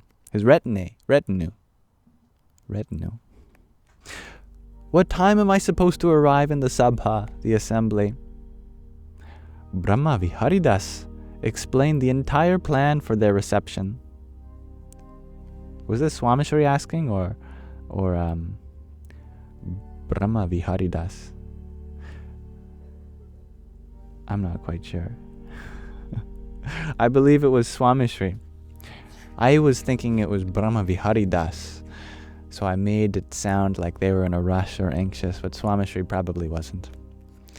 He probably said all of that with calmness. Swamishri nodded and approved silently. Or maybe it wasn't him. Oh, now I'm confused. Anyway. Oh, and one more thing. They won't stop my car, will they? You never know, especially with all the added security. Feeling agitated, Brahma Viharidas Swami was about to respond when he saw Swamishri chuckling underneath his saffron upper garment. He realized that Swamishri was easing his stress with humor. He laughed and felt a weight lift off his shoulders. To be at ease is to laugh when others forget. Anyway, that's the main point, isn't it? Swamishri was quick to turn a moment around with his laughter and wit. Ahmedabad was one of Swamishri's busiest stops during his travels. Thousands of devotees, thousands of bhaktas lined up for his personal darshan after his morning puja or meals. And at times, it could get chaotic. The sadhus and volunteers tried their best to control the crowds and space them out over the days, but it almost, always, was overwhelming. One afternoon, Swamishri had just finished meeting more than 150 bhaktas and was standing up to return to his residence. Nikalesh Das Swami was irritated by how long it had taken and called from the door, "Where are you going? We are not done yet. There is a line out to the back gate." He pretended to strain his eyes and look out an imaginary crowd beyond the room's door. Swamishri piped back as Nikalesh Das Swami, who was known to always be in a rush. "Nikalesh? I have the patience for a few hundred more. Do you? Besides, I am comfortable in my seat. You're the one that's standing by the door. Keep them coming. I will be fine." Swamishri's smirk and wit was enough to make Nikalesh Das Swami burst out laughing. He had tried to play with Swamishri, but his guru's witty response was actually more than he could handle. It instantly calmed him down. To be at ease is to use your wit and humor to help others relax.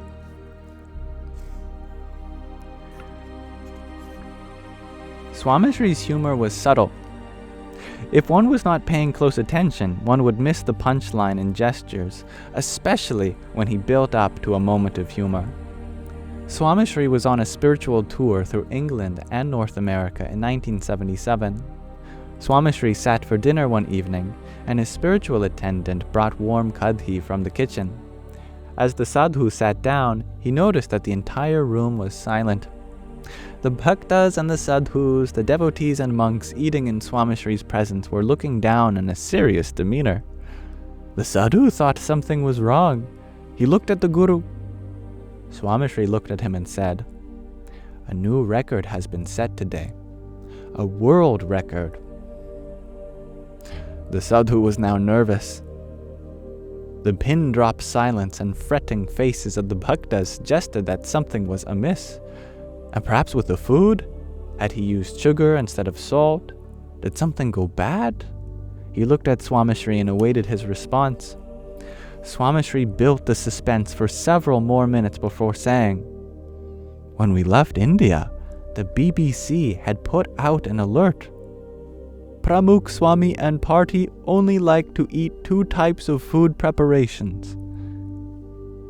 Everyone made note of that announcement and did not deviate at all. But today, there are no saragva ni sing, drumsticks, or sprouted mung beans for dinner. It's the first evening since we left India without these items. A world record! The sadhu sighed in relief, and the entire room broke out into laughter. The attendant sadhu checked the calendar. It was the 69th evening after their having left India. Swamishri had not mentioned once that the same 2 preparations were served every evening. Instead, he joked about it with the sadhu after the record had been broken. Swamishri further explained, "Someone must have told the Bai Bhaktas, the female devotees, that I like to eat these 2 things. I like everything. They can prepare anything. Even if they continue to prepare this, I am okay with it. I just thought I would make you laugh today since you have had a hectic day." Laughs were common during meals, because it was one of the few times when Swamishri had some downtime with bhaktas and sadhus. Ringan is considered to be the king of all the vegetables in certain parts of Saurashtra. I have to solve a puzzle to prove that this is a real live stream. Which one of you didn't believe? Huh? It was one of ya. Just kidding. I don't mind the test. Krishna Vallabha Swami made ringan for Swamishri in various forms. Mashed, stuffed with gram flour or pigeon pea masala, or cooked with potatoes and peas. One afternoon, he prepared stuffed ringan with pigeon peas. Swamishri looked at the bowl and then smiled at his attendant. Krishna Vallabhas, that is too much oil. They have been telling me to cut down on it. The attendant quickly rebutted. Swamishri, ringan releases oil after it is cooked. He meant to say that ringan retains oil and does not soak it up, which can give the impression that there is excess oil in the vegetable preparation. Swamishri decided to have some fun. Is that so? Ringan releases oil? That's a new discovery. Swamishri called the lead administrators of the mandir and asked, do we plant ringans in our farms? If not, please start. Krishna Vallabha says that they release oil. The income would help sustain the mandir's activities. Swamishri's delivery was so dry that no one got his joke until 30 seconds after. He finished. The entire room was laughing, except for the attendant. Swamishri reminded him, Krishna Vallabha, smile, all fun and games, and please, a little less oil next time. He chuckled and accepted his mistake. Swamishri was at ease even when the joke was on him. But hear that story, you'll have to come back next time. As we will pause our reading of In Love, at ease there for now. And my phone is probably vibrating. Thank you for listening. Yep.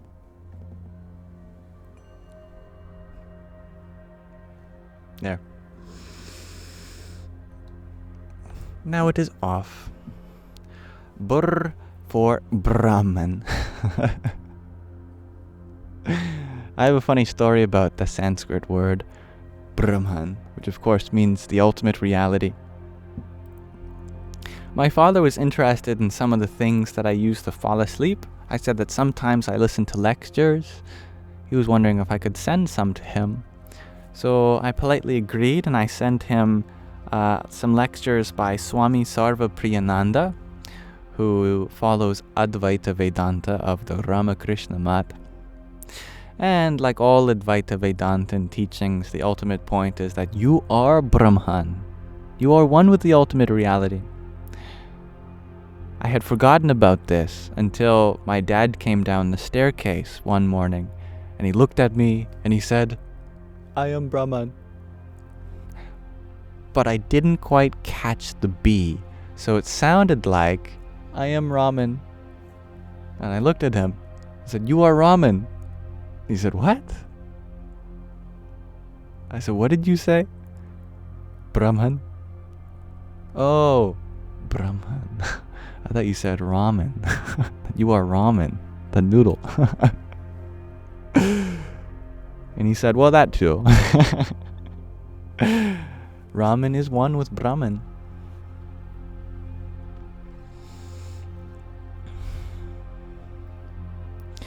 Now, thank you, Van Penguin, for your 1, 2, 3, 4, 5 cloud breads, a whipped coffee, balloons and a snowboard and a ginger man. We got a caffeinated ginger man holding some balloons, hurling towards us with plenty of cloud bread to go around. He's on a mission. Thank you for that, Van Penguin. Om Namo Bhagavate Vasudevaya. Spicy Brahman. And thank you, Anna Poles, for your dozen roses. Hare Krishna. Mischief, thank you for your rosa a few minutes ago. And Van Penguin, thank you for your fire. I guess I didn't catch. The ginger man was also escaping the oven. No wonder he's so much in a rush. Thank you, Lily Moore, for your quintet of roses. Jai Sitaram. Alright, so we've come to the end of today's Sangha. I have decided it's probably time to go inside. I've been sitting here for almost 4 hours now. Let me center myself a little bit. I like to end my lives with a meditation, and I thought that today we would do a guided meditation, if you are interested. I've never done one before, but I've listened to enough of them that I can probably guide you all. So if you trust me, we'll do a guided meditation together. Feel free, everyone else, to continue on with your journey of life in whatever form that takes you.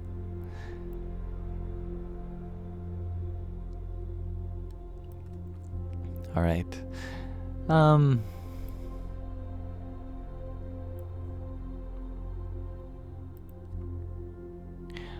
going to turn down the background music.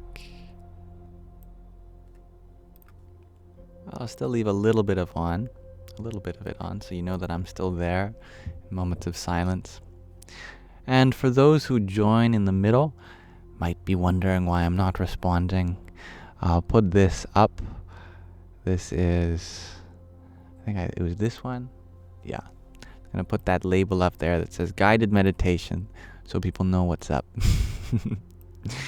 And if anyone else joins and they are wondering what's up, if you could kindly tell them, that would be nice. Very helpful. Okay. Without further ado, just relax into whatever position is most comfortable. Oftentimes in meditation we might have some ideal sitting or even laying or standing or moving position. There is no need to be stereotypically seated in lotus position with your hands in your lap and your back so straight that it could break at any moment. Meditation also doesn't have to be an experience in which you're trying to control your mind in any way. No need to make it silent. Your mind can just continue as it is. This is a full moment of acceptance. An experience in which we allow all sensations to flow, to go to wherever they need to.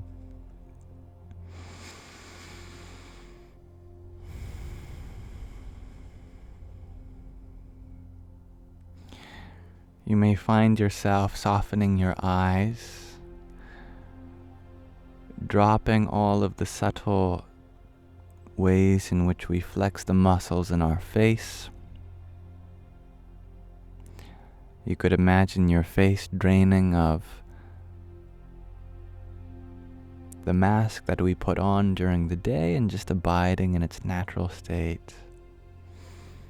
Just a face of peacefulness. Unclench one's jaw.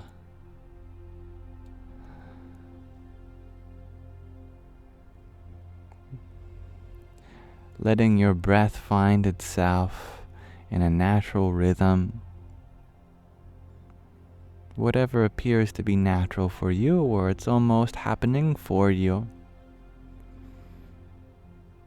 You might be directing it, but your body will tell you when it feels right to take the next inhale. And on the exhale, you just release.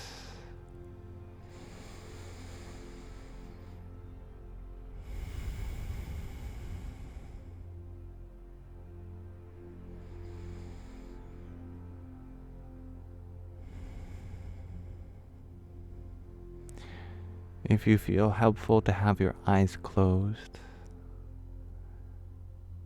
you may do so.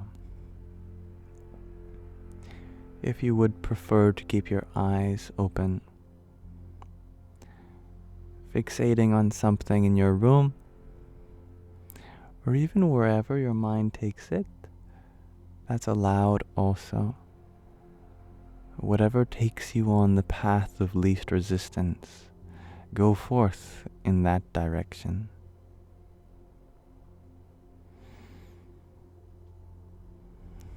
Drop your shoulders. Let your neck dissipate in any tension. Let your body be free of stress. In this moment, imagine filling it with peace. Whatever that looks like or feels like for you. If you need to wiggle your toes, or stretch, or change positions, that's always allowed too. Or swallow, or clear your throat. This is a space in which you're allowed to be, just as you are, taking care of your own needs, your own comforts. At the same time, we allow any discomfort to not take our peace away. If there's something we can do to be more comfortable, we may do that. But when it comes to uncomfortable feelings or thoughts, these are also allowed to be here, just as any other part of this experience is. Sometimes, when we stay like this, we might consider ourselves poor meditators for not being able to control our feelings or our thoughts. Sometimes memories of traumatic times might come up, but this is a safe space for them to exist. You may acknowledge any uncomfortable feeling, if they arise at all, with love and care. And if anyone comes to mind while we take this time to be with our breath, we just imagine giving them love and peace.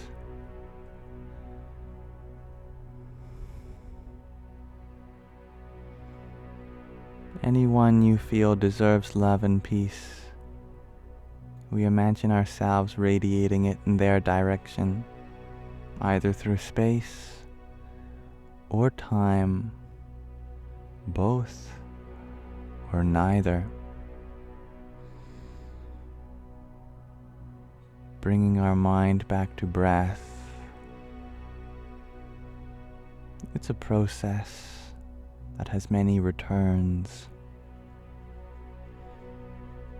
We continue to return to our natural, unconditioned state, neither concentrated nor distracted.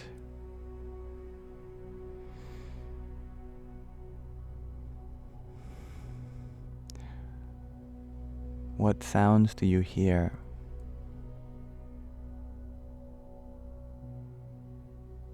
What colors do you see? Even the ones that sparkle behind your eyelids or swirl.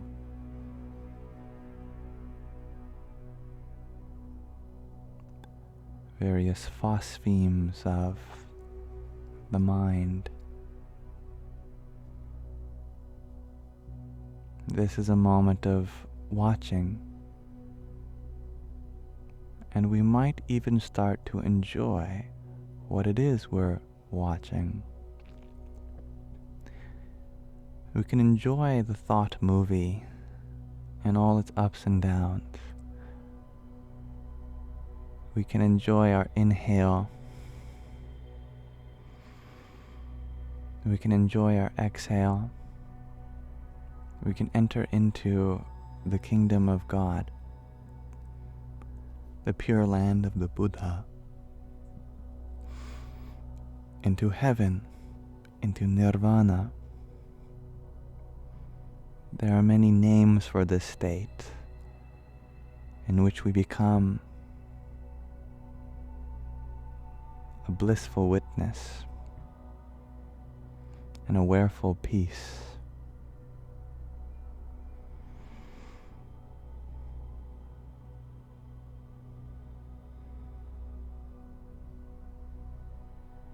Imagine sending one word into your subconscious, and that word is acceptance. You can even imagine the letters A, C, C, E, P, T, ANCE. Or if it's spelled in another way, you can imagine that spelling instead. And you can even laugh while you're meditating. Right now, behind me, I hear a siren in the distance. And there were fireworks somewhere else. The word acceptance means, in this moment, there's nothing I need to change. And everything that does need to change is doing so. You may ask yourself what acceptance means for you.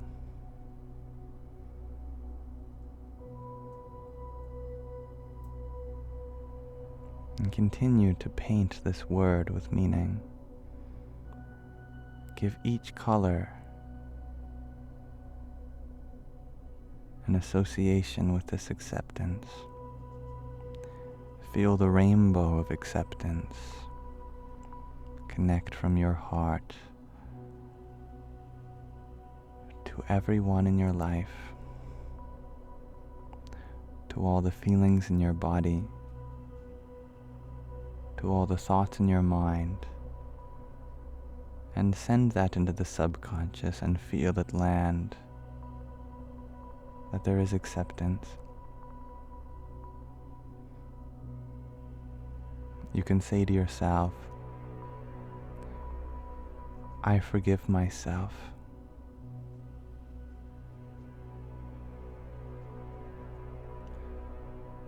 I am capable of learning from my mistakes.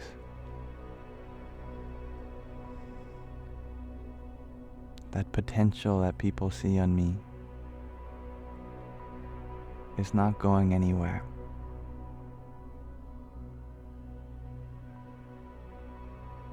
I will do the best that I can do, given what I know, as I have been doing my whole life. For there is no other way to be than just as I am right now.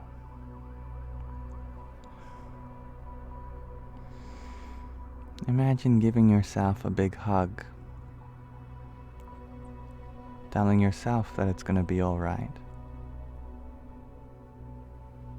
Imagine hearing those words from yourself, listening to them, and appreciating them.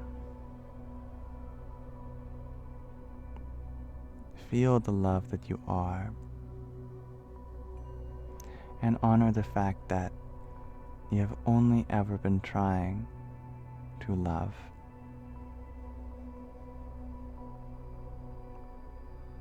We recognize that love is messy, and we're still figuring things out. That love is a process. Love is a means. Love is a journey. And we don't have to have it all figured out.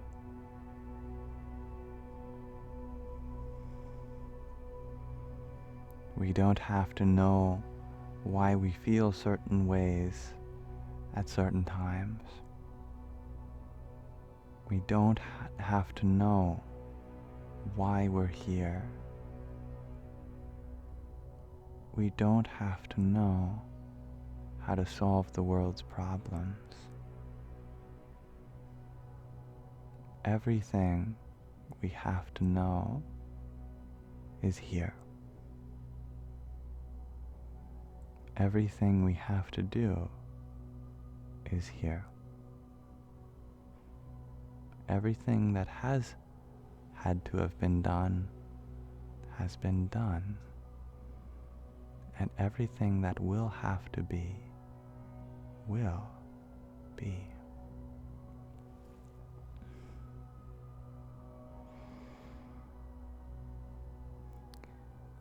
Affirm to yourself that it's not selfish to take this time to abide in your own peace. That the greatest thing we can do for the world is be a peaceful version of ourselves for the world.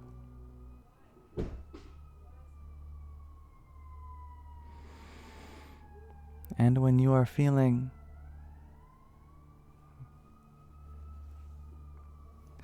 like this is a good moment to stretch or open your eyes, you may do so with peace. And you can be happy with yourself for taking this moment to have checked in with yourself, validated your feelings, and affirmed your primary purpose to be peaceful.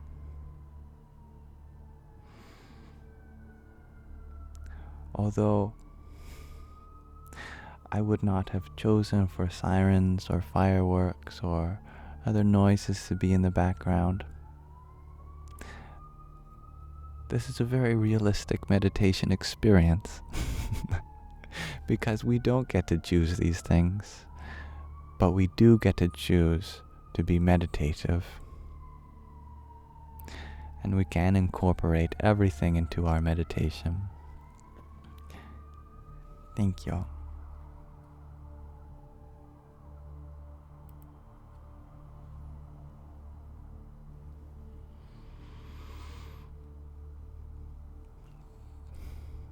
Thank you, Madeline, for the falling for you sent as we were meditating.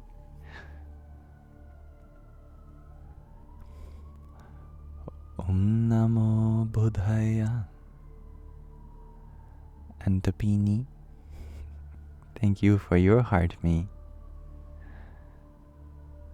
Om Mani Padme Hum. Thank you, Ron, for your heart me also.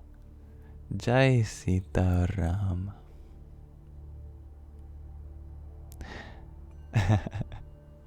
Not only were there sirens, shares Donsuela, but you also had a persistent cough.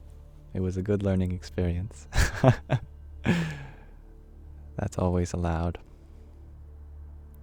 Sometimes we can get really frustrated with our body. Can't you just calm down? But calmness is not a state of body, nor is it a state of mind. Calmness is a state of soul, abiding in that which you are.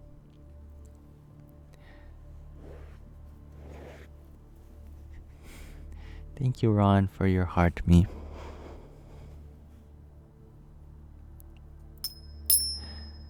Thank you, Dr. Ginny, for your trio of roses and your tiny, tiny Yahoo!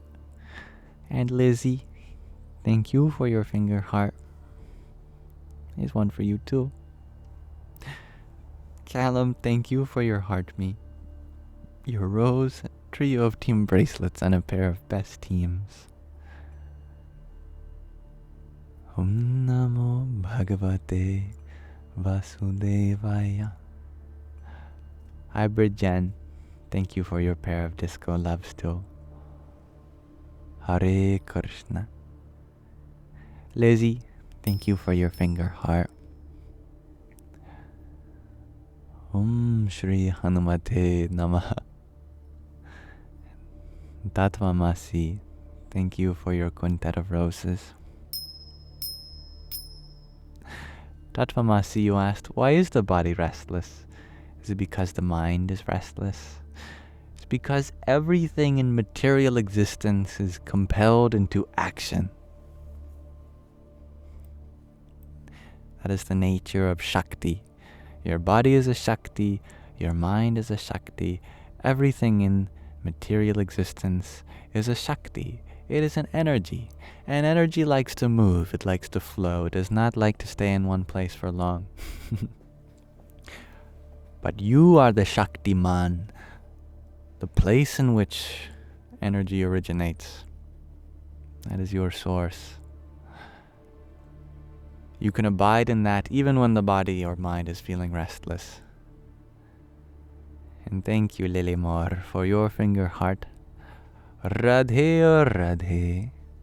And Madeline's. Thank you for your trio of finger hearts too. Hari Om Tat Sat. Lizzie, you share that your boyfriend, also named Liam, but he spells it with an I, and you love my lives. Well, I love you both. Gotta love my fellow Liams.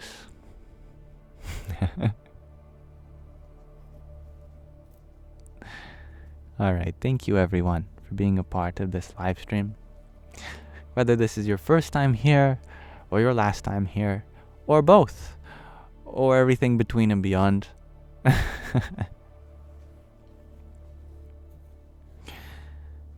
If there's any part of this live stream that you feel like you could benefit from listening to again, I upload the recordings to my Yamsox Lives YouTube channel, which is linked in my bio, in the link tree there.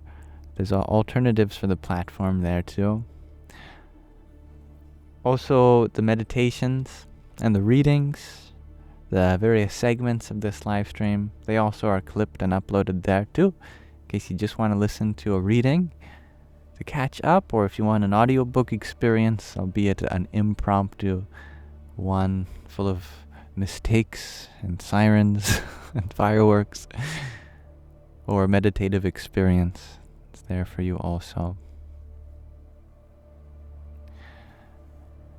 Now, there's also a new thing in the bio at the moment, and that is my Devalippi website.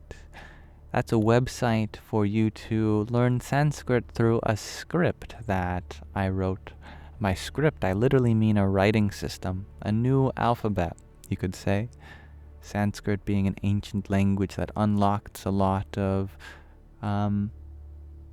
spiritual wisdom through various scriptures and words that we use. It'll teach you how the phonetics of Sanskrit is deeply structured. I guess because it's a static website with no audio, you won't really hear it, but you can look at it. And Sanskrit has often been called an oral tradition above all others, and so it really had no writing system of its own. I believe that I've come close with my years of working on this script, because I've tried to represent every subtle nuance and symbolism of the language in the very letters that are used to transcribe it.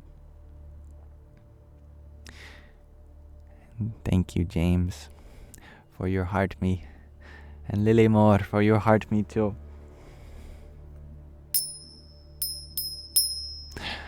And Dr. Ahua, aja.org. Thank you for your heart me, my friend.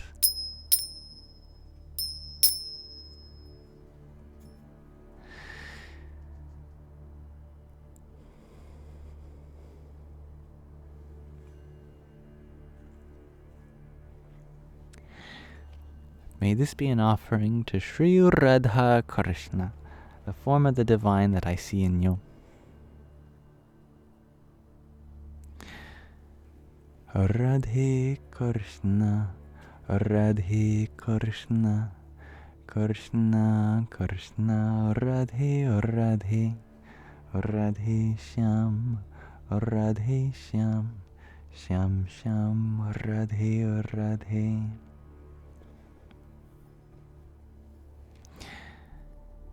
Thank you, Michael, for your heart me and rose too. May you all have a beautiful rest of your present moment. Namaskaram.